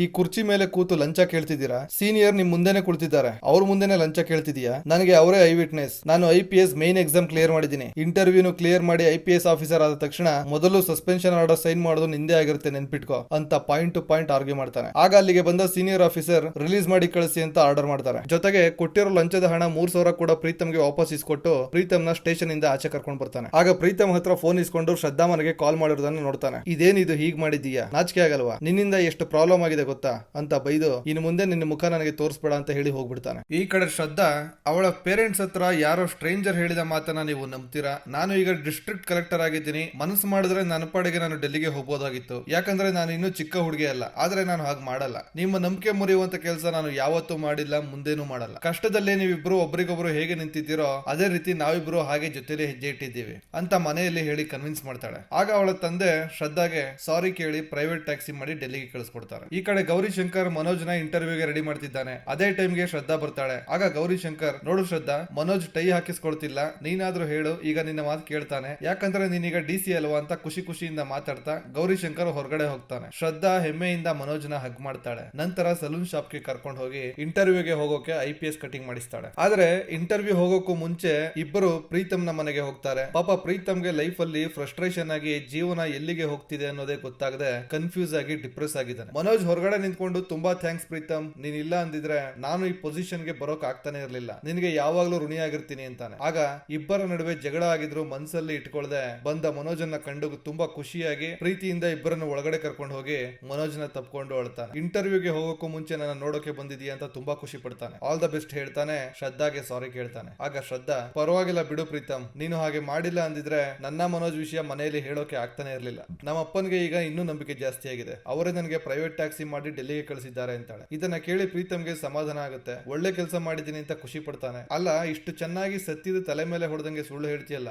ನೀನ್ ಯಾಕೆ ಟಿವಿ ರಿಪೋರ್ಟರ್ ಆಗಬಾರ್ದು ಅಂತಾಳೆ. ಆಗ ಮನೋಜ್ ಕೂಡ ಹೌದು ಕಣೋ, ನಿನಗೆ ಆ ಎಬಿಲಿಟಿ ಇದೆ, ನೀನು ಟಿವಿ ರಿಪೋರ್ಟರ್ ಆಗುವಂತ ಉತ್ತೇಜನ ಕೊಡ್ತಾನೆ. ಆ ಕ್ಷಣ ಕನ್ಫ್ಯೂಷನ್ ಇದ್ದ ಪ್ರೀತಮ್ಗೆ ತಾನು ಏನಾಗ್ಬೇಕು ಅನ್ನೋ ಆನ್ಸರ್ ಸಿಗುತ್ತೆ. ಈಗ ಮಾರನೇ ದಿನ ಮನೋಜ್ ಇಂಟರ್ವ್ಯೂಗೆ ರೆಡಿಯಾಗಿ ಹೋಗ್ತಿದ್ದಾನೆ. ಜೊತೆಯಲ್ಲಿ ಶ್ರದ್ಧಾ ಕೂಡ ಹೋಗ್ತಿದ್ದಾಳೆ. ಇಂಟರ್ವ್ಯೂ ರೂಮ್ ಇಂದ ಹೊರಗಡೆ ವೆಯ್ಟ್ ಮಾಡ್ಬೇಕಾದ್ರೆ ಬೇರೆ ಕ್ಯಾಂಡಿಡೇಟ್ಸ್ ಎಲ್ಲ ಆದ್ಮೇಲೆ ಅಲ್ಲಿನ ಅಟೆಂಡರ್ ಮನೋಜ್ನ ಕರೀತಾನೆ. ಕರೆದು ನೀವು ಸೆಕೆಂಡ್ PUC ಫೇಲ್ ಆಗಿದ್ದೀರಾ ಅಂತ ಕೇಳ್ತಾನೆ. ಮನೋಜ್ ಹೌದು ಸರ್ ಅಂತ ಹೇಳಿದಾಗ ಸರಿ ಹೋಗಿ ಅಂತ ಕಳಿಸ್ಬಿಡ್ತಾನೆ. P1 ಇಂಟರ್ವ್ಯೂ ರೂಮ್ ಗೆ ಕರ್ಕೊಂಡು ಹೋಗ್ಬೇಕಾದ್ರೆ ನಾನು ಇಲ್ಲಿ 40 ವರ್ಷದಿಂದ ಕೆಲಸ ಮಾಡ್ತಿದ್ದೀನಿ, ಇಲ್ಲಿ ಏನಾಗುತ್ತೆ ಅಂತ ನನಗೆ ಚೆನ್ನಾಗಿ ಗೊತ್ತು. ನಿನಗೆ ಇಂಟರ್ವ್ಯೂ ಮಾಡೋದು ಡಾಕ್ಟರ್ ಮೆಹ್ತಾ, ಅವ್ರಿಗೆ ಹಿಂದಿ ಮೀಡಿಯಂ ಸ್ಟೂಡೆಂಟ್ಸ್ ಅಂದ್ರೆ ಅಷ್ಟಕ್ಕಷ್ಟೇ. ಒಳಗಡೆ ನೀನು 12th ಕ್ಲಾಸ್ ಫೇಲ್ ಆಗಿರೋದನ್ನ ಹೇಳ್ಬೇಡ. ಒಂದು ವೇಳೆ ಅವರು ಕೇಳಿದ್ರೆ ನಾನು ಫೇಲ್ ಆಗಿಲ್ಲ, ನಮ್ಮ ಅಜ್ಜಿ ತೀರು ಹೋಗಿದ್ರು, ಅದಕ್ಕೆ ಎಕ್ಸಾಮ್ ಬರ್ದಿಲ್ಲ ಅಂತ ಹೇಳ್ಬಿಡು ಅಂತ ಹೇಳ್ಕೊಟ್ಟು ಕಳಿಸ್ತಾನೆ. ಮನೋಜ್ ಇಂಟರ್ವ್ಯೂ ರೂಮ್ ಗೆ ಹೋಗ್ತಾನೆ. ಇಂಟರ್ವ್ಯೂ ಮಾಡೋಕೆ ಒಟ್ಟು 5 ಜನ ಕೂತಿರ್ತಾರೆ. ಡಾಕ್ಟರ್ ಮೆಹ್ತಾ ಮನೋಜ್ ಡಾಕ್ಯುಮೆಂಟ್ಸ್ ಎಲ್ಲ ಚೆಕ್ ಮಾಡಿ ನೀವು ಸೆಕೆಂಡ್ PUC ಫೇಲ್ ಆಗಿದ್ರಾ ಅಂತ ಕೇಳ್ತಾರೆ. ಮನೋಜ್ ಸ್ವಲ್ಪ ಯೋಚನೆ ಮಾಡಿ ಹೌದು ಸರ್ ಅಂದಾಗ ಇಲ್ಲಿವರೆಗೂ ಬರೋ ಎಬಿಲಿಟಿ ಇರೋರು ಹೇಗೆ ಫೇಲ್ ಆದ್ರಿ ಅಂತ ಕೇಳ್ತಾರೆ. ಆಗ ಮನೋಜ್ P1 ಹೇಳಿದ್ದನ್ನ ನೆನಪಿಸ್ಕೊಳ್ತಾನೆ. ಆದ್ರೂ ಸುಳ್ಳು ಹೇಳಿದೆ, ಆ 1 ವರ್ಷ ನಮಗೆ ಚೀಟಿಂಗ್ ಮಾಡೋಕೆ ಬಿಟ್ಟಿರ್ಲಿಲ್ಲ ಸರ್ ಅಂತ ನಿಜ ಹೇಳ್ಬಿಡ್ತಾನೆ. ಇದನ್ನ ಕೇಳಿ ಆಶ್ಚರ್ಯದಿಂದ ಮೆಹ್ತಾ ಅವರು ಏನ್ ಹೇಳ್ತಿದ್ದೀರಾ ಅಂತ ಕೇಳ್ತಾರೆ. ಆಗ ಮನೋಜ್ ನಮ್ಮ ಹಳ್ಳಿಗೆ ದುಷ್ಯಂತ್ ಸಿಂಗ್ ಅಂತ DSP ಬಂದಿದ್ರು, ಅವರು ಚೀಟಿಂಗ್ ನ ತಡೆದಿದ್ದಕ್ಕೆ ಇಡೀ ಸ್ಕೂಲ್ ನವರೆಲ್ಲ ಫೇಲ್ ಆದ್ರು ಅಂದಾಗ ಮೆಹ್ತಾ ಹೌದಾ ಚೀಟಿಂಗ್ ತಡೆದ್ರ, ನೀವು ಹೇಳ್ತಿರೋದು ನಿಜಾನ ಅಂತ ಒಂದು ಕ್ಷಣ ಆಶ್ಚರ್ಯವಾಗಿ ನೀವಿನ್ನು ಹೊರಡಬಹುದು ಅಂದ್ಬಿಡ್ತಾರೆ. ಆಗ ಮನೋಜ್ ಸಡನ್ ಆಗಿ ಬ್ಲಾಂಕ್ ಆಗ್ತಾನೆ. ಹಾಗೆ ಕುಳಿತಿರ್ತಾನೆ. ಆಗ ಹೇಳಿದ್ದು ಕೇಳಿಸಿಲ್ವಾ, ನೀವಿನ್ನು ಹೊರಡಬಹುದು ಅಂದ್ಬಿಡ್ತಾರೆ. ಮನೋಜ್ ಎದ್ದು ಹೊರಡಬೇಕಾದ್ರೆ ಅಲ್ಲಿ ಒಬ್ಬ ಮೇಡಮ್ 2 ನಿಮಿಷ ಹೊರಗಡೆ ವೆಯ್ಟ್ ಮಾಡಿ ಅಂತ ಹೇಳ್ತಾರೆ. ಮನೋಜ್ ಸ್ವಲ್ಪ ಅಪ್ಸೆಟ್ ಆಗಿ ಹೊರಗಡೆ ಬಂದು ಬ್ಲೇಸರ್ ಬಿಚ್ತಾನೆ. ಜೇಬಲ್ಲಿ ಒಂದು ಕಾಗದ ಸಿಗುತ್ತೆ. ತೆಗೆದು ಓದಿದ್ರೆ ಅದು ಶ್ರದ್ಧಾ ಬರ್ದಿರೋ ಕಾಗದ. ಅದರಲ್ಲಿ ಮನೋಜ್ ನೀನು IPS ಆಫೀಸರ್ ಆಗಿಲ್ಲ ಅಂದ್ರೂ ಪರವಾಗಿಲ್ಲ, ಮಿಲ್ಲಲ್ಲೇ ಕೆಲಸ ಮಾಡಿದ್ರು ಪರವಾಗಿಲ್ಲ, ಇಡೀ ಜೀವನ ನಾನು ನಿನ್ ಜೊತೆ ಕಳಿಬೇಕು ಅನ್ಕೊಂಡಿದ್ದೀನಿ, ನನ್ನ ಮದುವೆ ಆಗ್ತೀಯ ಅಲ್ವಾ ಮನೋಜ್ ಅಂತ ಬರ್ದಿರ್ತಾಳೆ. ಅದನ್ನ ನೋಡಿ ಮನೋಜ್ಗೆ ಮನ್ಸು ನಿರಾಳ ಆಗುತ್ತೆ, ಆತ್ಮವಿಶ್ವಾಸ ಜಾಸ್ತಿ ಆಗುತ್ತೆ. P1 ಬಂದು ಮತ್ತೆ ನಿಮ್ಮನ್ನ ಒಳಗಡೆ ಕರಿತಿದ್ದಾರೆ ಅಂತ ಕರೀತಾನೆ. ಈ ಸಲ ಮನೋಜ್ ಬಂದಾಗ ಆ ಮೇಡಮ್ ನೀವು ಚೀಟಿಂಗ್ ಬಗ್ಗೆ ಯಾಕೆ ಹೇಳಿದ್ರಿ, ಸುಳ್ಳು ಹೇಳ್ಬೋದಾಗಿತ್ತಲ್ವಾ ಅಂತ ಕೇಳ್ತಾರೆ. ಆಗ ಮನೋಜ್ ನನ್ನ ಮನ್ಸು ಒಪ್ಲಿಲ್ಲ ಮೇಡಮ್, ಒಂದು ಚೀಟಿಂಗ್ ನ ಮುಚ್ಚಿಡೋಕೋಸ್ಕರ ಮತ್ತೆ ತಪ್ಪು ಮಾಡೋದು ನನಗೆ ಹಿಡ್ಸಲ್ಲ ಅಂತ ಹೇಳ್ತಾನೆ. ಆಗ ಮತ್ತೆ ಚೀಟಿಂಗ್ ಯಾಕೆ ಮಾಡಿದ್ರಿ ಅಂತ ಕೇಳ್ತಾರೆ. ಮನೋಜ್ ಹೇಳ್ತಾನೆ ಚೀಟಿಂಗ್ ಮಾಡೋದು ತಪ್ಪು ಅಂತ ನನಗೆ ಗೊತ್ತಿರಲಿಲ್ಲ, ಊರಲ್ಲಿ ಟೀಚರ್ಸ್ ಹಾಗೆ ಮಾಡಿಸ್ತಿದ್ರು ಅಂತ ಹೇಳ್ತಾನೆ. ಆ ಮೇಡಮ್ ಅದು ತಪ್ಪಲ್ವಾ ಅಂದಾಗ ಹೌದು ಮೇಡಮ್, ತುಂಬಾ ದೊಡ್ಡ ತಪ್ಪು, ಆದ್ರೆ ನೆಕ್ಸ್ಟ್ ವರ್ಷ ಕೂಡ ಎಲ್ಲರೂ ಕಾಪಿ ಹೊಡೆದ್ರು, ಆದ್ರೆ ನಾನು ಕಾಪಿ ಮಾಡಿಲ್ಲ ಅಂತ ಹೇಳಿದಾಗ ಮೆಹ್ತಾ ತುಂಬಾ ಬೇಗನೆ ಬದಲಾಯಿಸ್ಕೊಂಡಿದೀಯಾ ಅಂತಾರೆ. ಆಗ ಮನೋಜ್ ಇಲ್ಲ ಸರ್, 19 ವರ್ಷ ಬೇಕಾಯ್ತು. ಒಂದು ವೇಳೆ ಆಗ ದುಷ್ಯಂತ್ ಸಿಂಗ್ ಅವ್ರು ಸಿಗ್ಲಿಲ್ಲ ಅಂದಿದ್ರೆ ನನ್ನ ವಿಚಾರಗಳು ಯಾವತ್ತೂ ಬದಲಾಗ್ತಿರ್ಲಿಲ್ಲ. ಚೀಟಿಂಗ್ ಮಾಡದೆ ಪಾಸ್ ಮಾಡಿದಾಗ ಗೊತ್ತಾಯ್ತು ಕಾಪಿ ಹೊಡೆದು ಫಸ್ಟ್ ಬರೋದಕ್ಕಿಂತ ಪ್ರಾಮಾಣಿಕವಾಗಿ ಬರೆದು ಥರ್ಡ್ ಬರೋದ್ರಲ್ಲಿ ಖುಷಿ ಇದೆ ಅಂತ. ಚೀಟಿಂಗ್ ಮಾಡೋದನ್ನ ನಮ್ಮ ಪ್ರಿನ್ಸಿಪಲ್ ತಲೆಮಾರಿಂದ ಬಂದಿರುವ ಸಂಪ್ರದಾಯ ಅಂತಾರೆ. ಈ ವ್ಯವಸ್ಥೆಗೆ ಕೊನೆ ಅನ್ನೋದೇ ಇರೋದಿಲ್ಲ, ಇದು ನಡೀತಾನೆ ಇರುತ್ತೆ ಅಂತ ಹೇಳ್ತಾನೆ. ಆಗ ಯಾಕೆ ಹಾಗೆ ಹೇಳ್ತೀರಾ ಅಂತ ಕೇಳ್ತಾರೆ. ಯಾಕಂದ್ರೆ ಇದನ್ನ ಬದಲಾಯಿಸೋಕೆ ಯಾರಿಗೂ ಇಷ್ಟ ಇಲ್ಲ, ಯಾರ ಹತ್ರ ಪವರ್ ಇದೆಯೋ ಅವರು ಪವರ್ ಬಿಡೋದಕ್ಕೆ ರೆಡಿನೇ ಇಲ್ಲ. ಬಡವರು ಹೀಗೆ ಓದದೆ ಕುರಿ ಮಂದಿ ತರ ಯೋಚನೆ ಮಾಡಿದ್ರೆ ನಾಯಕರನ್ನ ಹಿಂಬಾಲಿಸ್ತಾನೆ ಇರ್ತಾರೆ. ಎಲ್ರಿಗೂ ಗೊತ್ತಿದೆ ಈ ಓದದೆ ಇರೋರು ವೋಟ್ ಬ್ಯಾಂಕ್ ಅಂತ, ಜಾತಿ ಧರ್ಮದ ಆಧಾರದ ಮೇಲೆ ವೋಟ್ ಹಾಕಿಸ್ಕೊಳ್ತಾರೆ. ಅಂಬೇಡ್ಕರ್ ಅವರು 1942ರಲ್ಲಿ ಒಂದು ಮಾತು ಹೇಳಿದ್ರು, ಎಜುಕೇಟ್, ಅಜಿಟೇಟ್ ಅಂಡ್ ಆರ್ಗನೈಸ್ ಅಂತ. ಜನರು ಓದಿ ತಿಳ್ಕೊಂಡ್ರೆ ರಾಜಕಾರಣಿಗಳಿಗೆ ಅದೇ ದೊಡ್ಡ ಸಮಸ್ಯೆ ಆಗ್ಬಿಡುತ್ತೆ ಅಂತ ಹೇಳ್ತಾನೆ. ಆಗ ಒಬ್ರು ನಿಮ್ಮ ಮಾತು ತುಂಬಾ ಪ್ರೊವೋಕೇಟಿವ್ ಅಂತ ಅನ್ಸುತ್ತೆ, ನೀವು ನಿಮ್ಮ ಕೆರಿಯರ್ ನ ಪೊಲಿಟಿಕ್ಸ್ ಅಲ್ಲಿ ಟ್ರೈ ಮಾಡಬಹುದು ಅಂತಾರೆ. ಆಗ ಮನೋಜ್ ಪ್ರೊವೋಕೇಟಿವ್ ಅಂದ್ರೆ ಏನು ಅಂತ ಹಿಂದಿಲಿ ಹೇಳ್ತೀರಾ ಅಂತ ಕೇಳ್ತಾನೆ. ಅದಕ್ಕೆ ಅವರು ಒಂದು ಸಣ್ಣ ಇಂಗ್ಲಿಷ್ ವರ್ಡ್ ಅನ್ನ ನೀವು ಅರ್ಥ ಮಾಡ್ಕೊಳ್ಳಲ್ಲ, ನೀವು ಇಲ್ಲಿ ಫಿಟ್ ಆಗ್ತೀರಾ ಅಂತ ನಮಗೆ ಅನ್ನಿಸ್ತಿಲ್ಲ ಅಂದ್ಬಿಡ್ತಾರೆ. ಆಗ ಮನೋಜ್ ಇಲ್ಲ ಸರ್ ನಾನು ಫಿಟ್ ಆಗ್ತೀನಿ, ಭಾಷೆ ಅನ್ನೋದು ಒಂದು ಮಾಧ್ಯಮ ಅಷ್ಟೇ ಅಂತ ಹೇಳ್ತಾನೆ. ಆಗ ಮೆಹ್ತಾ ಇದು ನಿಮ್ಮ ವೀಕ್ನೆಸ್ ನ ಕವರ್ ಮಾಡೋಕೆ ಒಂದು ಎಕ್ಸ್ಕ್ಯೂಸ್ ಅಷ್ಟೇ, ನೀವು ಇಲ್ಲಿ ಫಿಟ್ ಆಗ್ತೀರಾ ಅಂತ ನಿಮ್ಗೆ ಅನ್ಸಿದ್ರೆ ನನಗೆ ಕನ್ವಿನ್ಸ್ ಮಾಡಿ ಅಂತ ಕೇಳ್ತಾರೆ. ಆಗ ಮನೋಜ್ ಸರ್ ನಾನು ನೀರ್ ಕುಡಿಬಹುದಾ ಅಂತ ಕೇಳ್ತಾನೆ. ಅಲ್ಲೇ ಇದ್ದ ಗ್ಲಾಸ್ ಅಲ್ಲಿ ನೀರ್ ಕೊಟ್ರೆ ನನಗೆ ಗ್ಲಾಸ್ ಅಲ್ಲಿ ಕುಡಿದು ಅಭ್ಯಾಸ ಇಲ್ಲ ಸರ್, ಸ್ಟೀಲ್ ಲೋಟದಲ್ಲಿ ಕೊಡಿ ಅಂತ ಕೇಳ್ತಾನೆ. ಆಗ ಮೆಹ್ತಾ ನೀರು ಶುದ್ಧವಾಗಿದೆ ಅಲ್ವಾ, ಯಾವುದರಲ್ಲಿ ಕುಡಿದ್ರೆ ಏನು, ಕುಡಿರಿ, ಗ್ಲಾಸ್ ಅಲ್ಲಿ ಏನು ವ್ಯತ್ಯಾಸ ಆಗಲ್ಲ ಅಂತಾರೆ. ಆಗ ಮನೋಜ್ ನಾನು ಅದನ್ನ ಹೇಳ್ತಿದ್ದೀನಿ ಸರ್, ಭಾಷೆ ಯಾವ್ದಾದ್ರೆ ಏನು, ಅಧಿಕಾರಿ ಪ್ರಾಮಾಣಿಕವಾಗಿರ್ಬೇಕಷ್ಟೇ ಅಂತಾನೆ. ಆಗ ನೀವು ತುಂಬಾ ಬುದ್ಧಿವಂತರ ಹಾಗೆ ಮಾತಾಡ್ತಿದ್ದೀರಾ, ನಮ್ಮ ಬಳಿ ತುಂಬಾ ಜನ IIT ಟಾಪರ್ಸ್ ಇದ್ದಾರೆ, ನಾವು 12th ಕ್ಲಾಸ್ ಫೇಲ್ ಆಗಿರೋರ್ನ ಯಾಕೆ ಸೆಲೆಕ್ಟ್ ಮಾಡ್ಬೇಕು ಅಂತ ಕೇಳ್ತಾರೆ. ಆಗ ಮನೋಜ್ ಅವರು ಟಾಪರ್ಸ್ ಇರಬಹುದು ಸರ್, ಆದ್ರೆ ನಾನು ಅನುಭವಿಸಿದ್ದನ್ನೆಲ್ಲ ಅವರು ಅನುಭವಿಸಿರಲ್ಲ, ಅವರು ಹಳ್ಳಿಲಿ ಚೀಟಿಂಗ್ ಆಗಿರೋದನ್ನ ನೋಡಿರಲ್ಲ, ಆದ್ರೆ ನನಗೆ ಅವಕಾಶ ಕೊಟ್ರೆ ಹಳ್ಳಿಲೇ ಅಲ್ಲ ಇಡೀ ಜಿಲ್ಲೆಲೇ ಚೀಟಿಂಗ್ ಆಗದೆ ಇರೋ ತರ ನಾನು ನೋಡ್ಕೋತೀನಿ, ಯಾವುದೇ ರೀತಿ ಎಲ್ಲೂ ಕೆಟ್ಟ ಕೆಲಸ ಆಗದೆ ಇರೋ ಹಾಗೆ, ಲಂಚ ತಗೊಳ್ಳದೆ ಇರೋ ಹಾಗೆ ನೋಡ್ಕೋತೀನಿ ಅಂತ ಹೇಳಿದಾಗ ಮೆಹ್ತಾ ಒಬ್ಬ 12th ಕ್ಲಾಸ್ ಆಗಿರೋ ಹುಡುಗ IIT ಟಾಪರ್ ಗಿಂತ ಅರ್ಹ ಇದ್ದಾನೆ ಅಂತ ನಿಮ್ಗೆ ಅನ್ಸುತ್ತಾ ಅಂತ ಕೇಳ್ತಾರೆ. ಆಗ ಮನೋಜ್ ಖಂಡಿತವಾಗ್ಲು ಸರ್, ನಾನು ಅದಕ್ಕೆ ಅರ್ಹನಾಗಿದ್ದೀನಿ, ನನಗೆ ಅವರಿಗಿಂತ ಜಾಸ್ತಿ ಅರ್ಹತೆ ಇದೆ. ಮೌಂಟ್ ಎವರೆಸ್ಟ್ ಮೇಲೆ ಮೊದಲ ಹೆಜ್ಜೆ ಇಟ್ಟಿದ್ದು ಎಡ್ಮಂಡ್ ಹಿಲಾರಿ, ಎಲ್ಲರೂ ಅವರ ಫೋಟೋ ನೋಡಿರ್ತೀರಾ, ಆದ್ರೆ ಆಂಗ್ರಿಟಾ ಆಕ್ಸಿಜನ್ ಸಪೋರ್ಟ್ ಇಲ್ಲದೆ ಮೌಂಟ್ ಎವರೆಸ್ಟ್ ನ ಮೊದಲನೇ ಸಲ ಹತ್ತದವರು, ಅವರ ಫೋಟೋನ ನಾನು ನೋಡಿದ್ದೀನಿ. ನನ್ನ ಪ್ರಕಾರ ಯಾವುದೇ ಸಪೋರ್ಟ್ ಇಲ್ಲದೆ ಹತ್ತಿರೋದು ದೊಡ್ಡ ಸಾಧನೆ, ಮತ್ತೆ ನಾನು ಕೂಡ ಆಕ್ಸಿಜನ್ ಸಪೋರ್ಟ್ ಇಲ್ಲದೆ ತಲುಪಿ ತಪ್ಪಿದ್ದೀನಿ, ಅದು ಬರಿಗಾಲಲ್ಲಿ ಅಂತ ಹೇಳಿದಾಗ ಮೆಹ್ತಾ ಎಡ್ಮಂಡ್ ಹಿಲಾರಿ ದಾರಿ ಕಂಡು ಹಿಡಿದಿದ್ದಕ್ಕೆ ಆಂಗ್ರಿಟಾ ಈಸಿಯಾಗಿ ಹತ್ತೋಕಾಯ್ತು. ಈ ಇಂಟರ್ವ್ಯೂನ ಇಲ್ಲಿಗೆ ಮುಗಿಸ್ತಿದ್ದೀನಿ, ಬೇರೆ ಯಾರಾದ್ರೂ ಕ್ವಶನ್ ಕೇಳೋದಿದ್ರೆ ಕೇಳಬಹುದು ಅಂತ ಹೇಳ್ತಾರೆ. ಆಗ ಈ ಮೇಡಮ್, ಇದು ನಿಮ್ಮ ಕೊನೆಯ ಅಟೆಂಪ್ಟ್ ಅಲ್ವಾ, ಅಕಸ್ಮಾತ್ ಸೆಲೆಕ್ಟ್ ಆಗಿಲ್ಲ ಅಂದ್ರೆ ಏನ್ ಮಾಡ್ತೀರಾ ಅಂತ ಕೇಳ್ತಾರೆ. ಆಗ ಮನೋಜ್, ಪರವಾಗಿಲ್ಲ, ಗೆದ್ದೆ ಗೆಲ್ಲುವೆ, ಒಂದು ದಿನ ಗೆಲ್ಲಲೇಬೇಕು, ಒಳ್ಳೆತನ, ನನ್ನ ಗುರಿ ತಲುಪೋವರೆಗೂ ನಾನು ಯಾವುದೇ ಕಾರಣಕ್ಕೂ ನಿಲ್ಸೋದಿಲ್ಲ ಅಂತ ಹೇಳಿದಾಗ ಮೇಡಮ್, ಲಾಸ್ಟ್ ಅಟೆಂಪ್ಟ್ ಅಂತೀರಾ, ಮತ್ತೆ ಗುರಿ ಹೇಗೆ ತಲುಪ್ತೀರಾ ಅಂತ ಕೇಳ್ತಾರೆ. ಆಗ ಮನೋಜ್, IPS ಆಗೋದೇ ನನ್ನ ಗುರಿ ಅಲ್ಲ ಮೇಡಮ್, ನನ್ನ ಕೈಲಾದಷ್ಟು ಈ ದೇಶನ ಬದಲಾಯಿಸೋದು. ಒಂದು ವೇಳೆ ನಾನ್ ಸೆಲೆಕ್ಟ್ ಆಗಿಲ್ಲ ಅಂದ್ರೆ ಮತ್ತೆ ಹಳ್ಳಿಗೆ ಹೋಗಿ ಸ್ಕೂಲಲ್ಲಿ ಟೀಚರ್ ಆಗಿ ಮಕ್ಕಳಿಗೆ ಚೀಟಿಂಗ್ ಮಾಡದೆ ಎಕ್ಸಾಮ್ ಪಾಸ್ ಮಾಡುವ ಹಾಗೆ ಪಾಠ ಕಲಿಸ್ತೀನಿ. ಮಕ್ಕಳು ಚಿಕ್ಕ ವಯಸ್ಸಲ್ಲೇ ಒಳ್ಳೆತನ ಕಲ್ತ್ಕೊಂಡ್ರೆ ಜೀವನದಲ್ಲಿ ಮುಂದೆ ತಪ್ಪು ಮಾಡೋದಿಲ್ಲ. ನನಗೆ ಇದು ಯಾವಾಗ ಗೊತ್ತಾಯ್ತು ಅಂದ್ರೆ, ಒಂದಿನ ನಾನು ಓದ್ಬೇಕಾದ್ರೆ ಕರೆಂಟ್ ಹೋಗಿದ್ದು, ಸ್ಟ್ರೀಟ್ ಲೈಟ್ ಕೆಳಗಡೆ ಕೂತ್ಕೊಂಡು ಓದ್ಬೇಕಾದ್ರೆ ಒಂದು ವಿಷಯ ಅರ್ಥ ಆಯ್ತು. ಅದೇನಂದ್ರೆ, ನಾನು ಇಡೀ ಭೂಮಿಗೆ ಬೆಳಕು ನೀಡುವ ಸೂರ್ಯ ಆಗಿಲ್ಲ ಅಂದ್ರೂ ಕನಿಷ್ಠ ಪಕ್ಷ ಭೂಮಿಯಲ್ಲಿರೋ ಯಾವುದೋ ಒಂದು ದಾರಿಗೆ ಬೆಳಕು ಚೆಲ್ಲುವ ಸ್ಟ್ರೀಟ್ ಲೈಟ್ ಆದ್ರೂ ಪರವಾಗಿಲ್ಲ, ನನಗೆ ಅದರಲ್ಲೂ ಖುಷಿ ಸಿಗುತ್ತೆ ಅಂತ ಹೇಳ್ತಾನೆ. ಆಗ ಮೆಹ್ತಾ, ಓಕೆ, ನೀವು ಸ್ಟ್ರೀಟ್ ಲೈಟ್ ಆಗೋರಂತೆ, ಈಗ ಹೊರಡಿ ಅಂತ ಹೊರಡೋಕೆ ಹೇಳ್ತಾರೆ. ಮನೋಜ್ ಇಂಟರ್ವ್ಯೂ ರೂಮ್ ಇಂದ ಹೊರಗಡೆ ಬರ್ಬೇಕಾದ್ರೆ ಆ ಮೆಹ್ತಾ, ವೇಸ್ಟ್ ಆಫ್ ಟೈಮ್, ಈ ವ್ಯಕ್ತಿ ತುಂಬಾ ಆರೋಗೆಂಟ್ ಅಂತ ಹೇಳಿದ್ದು ಮನೋಜ್ ಕಿವಿಗೆ ಬಿದ್ದಿರುತ್ತೆ. 1.5 ತಿಂಗಳ ನಂತರ ಶ್ರದ್ಧಾ ಇಂಟರ್ವ್ಯೂ ರಿಸಲ್ಟ್ ನೋಡೋಕೆ ನೋಟಿಸ್ ಬೋರ್ಡ್ ಹತ್ರ ಕರ್ಕೊಂಡು ಹೋಗ್ಬೇಕಾದ್ರೆ ಮನೋಜ್, ಅವರು ವೇಸ್ಟ್ ಆಫ್ ಟೈಮ್ ಅಂತ ಹೇಳಿದ್ದು ನನ್ನ ಕಿವಿಯಲ್ಲಿ ಈಗಲೂ ಹಾಗೆ ಇದೆ, ನಾನು ಯಾವುದೇ ಕಾರಣಕ್ಕೂ ಸೆಲೆಕ್ಟ್ ಆಗಿರಲ್ಲ ಬಿಡು ಅಂತ ಹೇಳಿದ್ರು. ಸರಿ, ನೀನು ಇಲ್ಲೇ ನಿಂತ್ಕೊಂಡಿರೋ, ನಾನು ಹೋಗಿ ಚೆಕ್ ಮಾಡ್ತೀನಿ ಅಂತ ಹೇಳಿ ಶ್ರದ್ಧಾ ಚೆಕ್ ಮಾಡ್ತಾಳೆ. ರಿಸಲ್ಟ್ ಓಕೆ ಆಗಿದೆ. ಅಂತೂ ಇಂತೂ ಒಂದು ಟೈಮ್ ಅಲ್ಲಿ 12th ಕ್ಲಾಸ್ ಫೇಲ್ ಆಗಿದ್ದ Manoj Kumar Sharma IPS interview pass ಮಾಡೇ ಬಿಟ್ಟಿದ್ದಾನೆ. ಅದನ್ನ ನೋಡಿ ಶ್ರದ್ಧಾಗೆ ಕಣ್ಣು ತುಂಬಿಕೊಂಡು ಆನಂದ ಭಾಷ್ಮ ಬರುತ್ತೆ. ದೂರದಿಂದಲೇ ಪಾಸ್ ಆಗಿದೆ ಅಂತ ಸಿಗ್ನಲ್ ಕೊಡ್ತಾ ಕಣ್ಣೀರು ಹಾಕ್ತಾಳೆ. ಈ ರಿಸಲ್ಟ್ ತುಂಬಾ ಸರ್ಪ್ರೈಸಿಂಗ್ ಆಗಿದ್ದ ಮನೋಜ್ಗೆ ಖುಷಿ, ಆನಂದ, ಹೆಮ್ಮೆ, ಒಟ್ನಲ್ಲಿ ಇಡೀ ಜೀವನದ ಒಂದು ಅಮೂಲ್ಯವಾದ ಕ್ಷಣ ಇದು. ಅದನ್ನ ಕಣ್ಣೀರಿಡ್ತಾ ಅನುಭವಿಸ್ತಾನೆ. ಖುಷಿಗೆ ಮಾತೆ ಬರಲ್ಲ. ತನ್ನ ಜೀವದ ಗೆಳತಿ ಶ್ರದ್ಧಾ ಬಂದು ಪ್ರೀತಿಯಿಂದ ಹಗ್ ಮಾಡಿ ಇಬ್ಬರು ಆ ಅಮೂಲ್ಯವಾದ ಕ್ಷಣನ ಅನುಭವಿಸ್ತಾರೆ. ವಿಷಯ ಗೊತ್ತಾಗಿ ಬಂದ ಗೌರಿಶಂಕರ್ ಮತ್ತೆ ಪ್ರೀತಮ್ ಪಾಂಡೆ ಖುಷಿಯಿಂದ ತಮ್ಮ ಗೆಳೆಯನನ್ನ ತಪ್ಕೊಂಡು ಅಭಿನಂದಿಸ್ತಾ, ಪ್ರೀತಮ್ ಪಾಂಡೆ ಕ್ಯಾಮ್ರಾ ತೆಗೆದು, ನನ್ನ ಗೆಳೆಯ, ನನ್ನ ಹೆಮ್ಮೆಯ ಗೆಳೆಯ ಮನೋಜ್ ಕುಮಾರ್ ಶರ್ಮಾ ಒಂದು ಕಾಲದಲ್ಲಿ 12th ಫೇಲ್ ಆಗಿದ್ದವನು, ಟಾಯ್ಲೆಟ್ ಅಲ್ಲಿ ಕ್ಲೀನಿಂಗ್ ಮಾಡ್ತಿದ್ದವನು, ಕಸ ಗುಡಿಸ್ತಿದ್ದವನು, ಹಿಟ್ಟು ರುಬ್ತಿದ್ದವನು, ಇವತ್ತು IPS ಆಫೀಸರ್ ಆಗಿದ್ದಾನೆ. ನಾನು ಟಿವಿ ರಿಪೋರ್ಟರ್ ಆಗಿ ನನ್ನ ಗೆಳೆಯನನ್ನ ಮೊದಲನೇ ರಿಪೋರ್ಟ್ ಮಾಡ್ತಿರೋದು ನನಗೆ ಹೆಮ್ಮೆ ಆಗ್ತಿದೆ ಅಂತ ಮನೋಜ್ ಕುಮಾರ್ ಮುತ್ತು ಕೊಡ್ತಾನೆ. ಇಂಥ ಖುಷಿ ವಿಷಯ ಕೇಳಿ ಅವರ ಅಣ್ಣ, ಅಮ್ಮ, ಅಣ್ಣ, ಇಡೀ ಕುಟುಂಬ ಸಂತೋಷದಲ್ಲಿ ತೇಲ್ತಾರೆ. ಇಂಥ ಹೆಮ್ಮೆಯ ಕ್ಷಣಗಳನ್ನ ಅವರ ಇಡೀ ಜೀವಮಾನದಲ್ಲೇ ಮರೆಯೋಕ್ಕಾಗಲ್ಲ. ಇದೇ ಖುಷಿಲಿ ಮನೋಜ್ ಅವರ ಅಪ್ಪ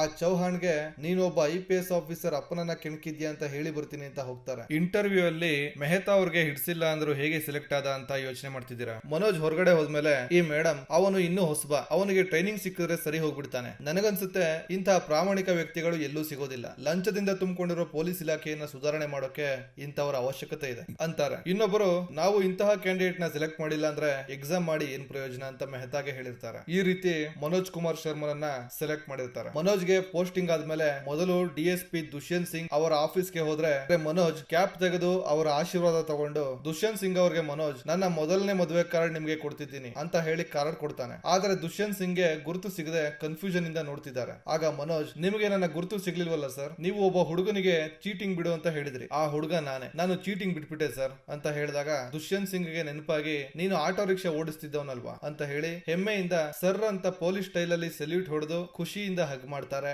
ಅಭಿನಂದಿಸ್ತಾರೆ. ಅವರ ಕಣ್ಣು ಮುಂದೆ ಯಾವುದೋ ಪವಾಡನೆ ನಿಂತಂಗೆ ಕಾಣಿಸ್ತಿದೆ. ಯಾಕಂದ್ರೆ ಅವರು ಏನು ಮಾಡಿಲ್ಲ ಅಂದ್ರು ನನ್ನ ಒಂದು ಮಾತನ್ನ ಯಾರೋ ಒಬ್ಬ ಹುಡುಗ ಇಷ್ಟು ಸೀರಿಯಸ್ ಆಗಿ ತಗೊಂಡು ಇಂತಹ ಸಾಧನೆಯನ್ನ ಮಾಡ್ತಾನೆ ಅಂತ. ಇಂತಹ ಕ್ಷಣನ ಹೇಗೆ ಎಕ್ಸ್ಪ್ರೆಸ್ ಮಾಡ್ಬೇಕು ಅಂತ ಗೊತ್ತಾಗದೆ ಶಹಬಾಸ್ ಹೇಳಿ ಅಪ್ಪಿಕೊಳ್ತಾರೆ. ಇಲ್ಲಿಗೆ ಸಿನಿಮಾ ಮುಗಿಯುತ್ತೆ. ನೋಡಿದ್ರಲ್ಲ ವೀಕ್ಷಕರೇ, ಎಂತಹ ಅದ್ಭುತ ಇನ್ಸ್ಪಿರೇಷನಲ್ ಕಥೆ ಇದು. ಈ ವಿಡಿಯೋ ಬರೀ IPS ನೋ IAS ನೋ ಮಾಡ್ತೀನಿ ಅನ್ನೋ ಸ್ಟೂಡೆಂಟ್ಸ್ ಗೆ ಮಾತ್ರ ಅಲ್ಲ, ಜೀವನದಲ್ಲಿ ಯಾವುದೇ ಕ್ಷಣ ತನ್ನ ಲೈಫ್ ಅಲ್ಲಿ ಏನಾದ್ರೂ ಮಾಡ್ಬೇಕು ಅಂತ ಅನ್ನಿಸಿದವರು ಪ್ರಯತ್ನ ಶುರು ಮಾಡಿದಾಗ ಅವ್ರಿಗೆ ಹಿನ್ನಡೆಗಳಾಗೋದು, ಅವಮಾನಗಳಾಗೋದು, ಪರಿಸ್ಥಿತಿ ಬಿಗಡಾಯಿಸ್ತಾ ಹೋಗೋದು, ಒತ್ತಡಗಳು ಜಾಸ್ತಿ ಆಗೋದು ಎಲ್ಲ ಇದ್ದಿದ್ದೆ. ಆದ್ರೆ ಯಾವುದೇ ಕ್ಷಣದಲ್ಲೂ ಎಂತ ಪರಿಸ್ಥಿತಿಯಲ್ಲೂ ತಮ್ಮ ಗುರಿಯನ್ನ ಬಿಟ್ಟುಕೊಡದೆ ಒಂದು ಪರ್ಪಸ್ ಗೋಸ್ಕರ ಪ್ರಯತ್ನವನ್ನ ನಿಲ್ಲಿಸದೆ ಸಾಗೋದಿದೆಯಲ್ಲ, ಆ ಕನ್ಸಿಸ್ಟೆನ್ಸಿ ಎಲ್ಲರಿಗೂ ಬರಲ್ಲ. ಒಂದು ಹಿಂದುಳಿದ ಹಳ್ಳಿಯಲ್ಲಿ ಒಬ್ಬ 12th ಕ್ಲಾಸ್ ಫೇಲ್ ಆದ ಹುಡುಗ IPS ಆಗೋವರೆಗೂ ಬೆಳಿತಾನೆ ಅಂದ್ರೆ ಅದು ನಮಗೆ, ನೀವು ಯಾವುದೇ ಪರಿಸ್ಥಿತಿಯಲ್ಲಿದ್ರು ಕನಸುಗಳನ್ನ ಚೇಸ್ ಮಾಡ್ತಾ ಹೋದ್ರೆ ಒಂದಲ್ಲ ಒಂದು ದಿನ ಗುರಿ ಮುಟ್ಟೇ ಮುಟ್ತೀರ, ನಿಮ್ಮ ಲೈಫ್ ಚೇಂಜ್ ಆಗೇ ಆಗುತ್ತೆ ಅನ್ನೋದನ್ನ ಹೇಳುತ್ತೆ. ಈ ಸಿನಿಮಾದಿಂದ ಸಿಗೋ ಸ್ಫೂರ್ತಿನ ನೀವು ಯಾವುದೇ ಕ್ಷೇತ್ರದಲ್ಲಿದ್ರು ಅದಕ್ಕೆ ಅಳವಡಿಸ್ಕೋಬಹುದು. ಯಾವುದೇ ಕೋಚಿಂಗ್ ಕ್ಲಾಸ್ಗೂ ಹೋಗದೇನೆ ಮನೋಜ್ ಪ್ರಿಲಿಮ್ಸ್ ನ ಪಾಸ್ ಮಾಡೋದು ಮಾಡೇ ಮಾಡ್ತೀನಿ ಅನ್ನೋ ಛಲ ಇದ್ದವನಿಗೆ ಕೊರತೆ ಏನೇ ಇದ್ರು ಅದನ್ನ ಮಾಡೇ ಮುಗಿಸ್ತಾನೆ ಅನ್ನೋದನ್ನ ಸೂಚಿಸುತ್ತೆ. IAS IPS ಓದೋಕೆ ಕನಿಷ್ಠ ಪಕ್ಷ ದಿನದಲ್ಲಿ 15 ಗಂಟೆ ಆದ್ರೂ ಓದಬೇಕು. ಆದ್ರೂ ಮನೋಜ್ 15 ಗಂಟೆಗಳ ಕಾಲ ಕೆಲಸ ಮಾಡ್ತಾ 3 ಗಂಟೆ ಮಾತ್ರ ಓದ್ಕೊಂಡು, ಅವನಿಗೆ ಜೀವನದಲ್ಲಿ ಅವನ ಪರಿಸ್ಥಿತಿಗಳು ಯಾವುದೇ ಕಡೆಯಿಂದನೂ ಸಪೋರ್ಟ್ ಮಾಡ್ತಾ ಇಲ್ಲ. ಆದ್ರೂ ಅವನ ಸೋಲನ್ನ ಅವನು ಒಪ್ಕೊಳ್ಳೋಕೆ ರೆಡಿನೇ ಇಲ್ಲ. ಈ ಹಠಮಾರಿತನ ಪ್ರತಿಯೊಬ್ಬ ಮನುಷ್ಯನಿಗೂ ಬೇಕು. ಮತ್ತೆ ಅವನು ಯಾವ ಕೆಲಸ ಮಾಡೋಕ್ಕೂ ಹಿಂಜರಿಲಿಲ್ಲ. ಟಾಯ್ಲೆಟ್ ಕ್ಲೀನ್ ಮಾಡೋದ್ರಿಂದ ಹಿಡಿದು ಹಿಟ್ಟು ಬೀಸೋದ್ರವರೆಗೂ ಎಲ್ಲವನ್ನು ಮಾಡ್ತಿದ್ದ. ಗುರಿ ಮುಟ್ಲೇಬೇಕು ಅನ್ನೋ ಹಸಿವಿರೋನಿಗೆ ಸ್ಟೇಟಸ್ ಯಾವತ್ತೂ ಅಡ್ಡ ಬರೋದಿಲ್ಲ ಅನ್ನೋದನ್ನ ನಾವ್ ಇದರಿಂದ ತಿಳ್ಕೋಬೇಕು. ನಮ್ಮ ಪ್ರಯತ್ನಗಳು, ಕೆಲಸಗಳು, ಉದ್ದೇಶಗಳು ಪ್ರಾಮಾಣಿಕವಾಗಿದ್ರೆ ಆ ದೇವರು ನಮ್ಮ ಜೀವನದಲ್ಲಿ ಅಮೂಲ್ಯವಾದ ವ್ಯಕ್ತಿಗಳನ್ನ ಕಳಿಸ್ಕೊಟ್ಟು ಸಹಾಯ ಮಾಡ್ತಾನೆ ಅನ್ನೋದಕ್ಕೆ ಇವನಿಗೆ ಎಲ್ಲ ವ್ಯವಸ್ಥೆಗಳನ್ನ ಮಾಡಿಕೊಟ್ಟು ಜಾಗ ಕೊಟ್ಟ ಗೌರಿಶಂಕರ್, ಇವನ ಸಣ್ಣ ಪುಟ್ಟ ಖರ್ಚುಗಳನ್ನ ನೋಡ್ಕೊಂಡು ಮನೋಜ್ನ ಪ್ರತಿ ಯಶಸ್ಸನ್ನ ಸಂಭ್ರಮಿಸುತ್ತಿದ್ದ ಪ್ರೀತಮ್ ಪಾಂಡೆ, ಮನೋಜ್ ಜೀವನದಲ್ಲಿ ಉತ್ಸಾಹ, ಹುಮ್ಮಸ್ಸನ್ನ ತುಂಬಿ ಆಗಾಗ ಅವನನ್ನ ಎಚ್ಚರಗೊಳಿಸೋದಕ್ಕೆ ಬಂದ ಶ್ರದ್ಧಾ, ಇವರು ದೊಡ್ಡ ಉದಾಹರಣೆಗಳು. ಇಂತಹ ವ್ಯಕ್ತಿಗಳು ದೇವತೆಗಳಿಗೆ ಸಮ. ಎಲ್ಲಾ ರೀತಿಯ ಅನುಕೂಲಗಳಿದ್ರು ಪ್ರೀತಮ್ ಪಾಂಡೆ IPS ನ ಅಚೀವ್ ಮಾಡಕ್ಕಾಗಿಲ್ಲ. ಆದ್ರೆ ಯಾವುದೇ ಅನುಕೂಲಗಳಿಲ್ಲದೆ ಬರೀ ಮಾಡ್ಲೇಬೇಕು ಅನ್ನೋ ಹಸುವನ್ನ ಇಟ್ಕೊಂಡು ಮನೋಜ್ IPS ಅನ್ನ ಮಾಡಿ ಮುಗಿಸೇ ಬಿಟ್ಟ. ಅಲ್ಲಿಗೆ ಅನುಕೂಲಗಳಿಗಿಂತ ಮನುಷ್ಯನಿಗೆ ಮಾಡಲೇಬೇಕು ಅನ್ನೋ ಹಸಿವಿದೆಯಲ್ಲ, ಅದು ತುಂಬಾ ಮುಖ್ಯ. ನೀವು ಅಬ್ಸರ್ವ್ ಮಾಡಿರ್ಬೋದು, ನನ್ನ ಚಾನೆಲ್ ನಲ್ಲಿ ಫ್ಯಾಂಟಸಿ ಮೂವೀಸ್ ಮತ್ತೆ ರಿಯಾಲಿಟಿಗೆ ತುಂಬಾ ದೂರ ಇರುವಂತಹ ಮೂವೀಸ್ ನ ಎಕ್ಸ್ಪ್ಲೈನ್ ಮಾಡೋಕೆ ಅಷ್ಟು ಇಷ್ಟ ಪಡಲ್ಲ. ಸಿಕ್ಕ ಮೂವಿಗಳನ್ನ ಎಕ್ಸ್ಪ್ಲೈನ್ ಮಾಡಬೇಕು ಅಂತ ಅಂದ್ರೆ ನಾನು ಪ್ರತಿ 3 ದಿನಕ್ಕೆ ಒಂದ್ಸಲ ಒಂದು ವಿಡಿಯೋನ ಅಪ್ಲೋಡ್ ಮಾಡ್ತಾ ಹೋಗ್ಬೋದು. ಆದ್ರೆ ನನ್ನ ಚಾನೆಲ್ ನಲ್ಲಿ ವಿಡಿಯೋಸ್ ನೋಡ್ತಿರುವಂತಹ ವೀಕ್ಷಕರಿಗೆ ಎಲ್ಲೋ ಒಂದು ಕಡೆ ಇನ್ಫಾರ್ಮೇಶನ್ ಸಿಗಬೇಕು, ನಾಲೆಡ್ಜ್ ಇರಬೇಕು, ಮತ್ತೆ ಇನ್ಸ್ಪಿರೇಷನ್ ಸಿಗಬೇಕು ಅನ್ನೋದು ನನ್ನ ಆಸೆ. ಅದಕ್ಕೋಸ್ಕರನೇ ಇಂತಹ ಸಬ್ಜೆಕ್ಟ್ ಗಳನ್ನ ಹುಡುಕ್ತಾ ಇರ್ತೀನಿ. ವಿಡಿಯೋ ನಿಮಗೆ ಇಷ್ಟ ಆಗಿದ್ರೆ ಒಂದು ಲೈಕ್ ಕೊಟ್ಟು ಕಮೆಂಟ್ ಮಾಡೋದರ ಮೂಲಕ ನಿಮ್ಮ ಅಭಿಪ್ರಾಯವನ್ನ ತಿಳಿಸಿ. ಒಳ್ಳೊಳ್ಳೆ ಸಿನಿಮಾಗಳನ್ನ ನಿಮ್ಮ ಮುಂದೆ ತರುವ ಪ್ರಯತ್ನ ಯಾವಾಗಲೂ ನಡೀತಾನೆ ಇರುತ್ತೆ. ನೀವಿನ್ನೂ ನನ್ನ ಚಾನಲ್ಗೆ ಸಬ್ಸ್ಕ್ರೈಬ್ ಮಾಡ್ಕೊಳ್ಳದೆ ವಿಡಿಯೋ ನೋಡ್ತಿದ್ರೆ ಸಬ್ಸ್ಕ್ರೈಬ್ ಮಾಡ್ಕೊಳ್ಳೋದ್ರ ಮೂಲಕ ನನಗೆ ಎಂಕರೇಜ್ ಮಾಡಿ ಅಂತ ಕೇಳ್ಕೊಳ್ತಾ ವಿಡಿಯೋ ಮುಗಿಸ್ತಾ ಇದ್ದೀನಿ. ನಮಸ್ಕಾರ.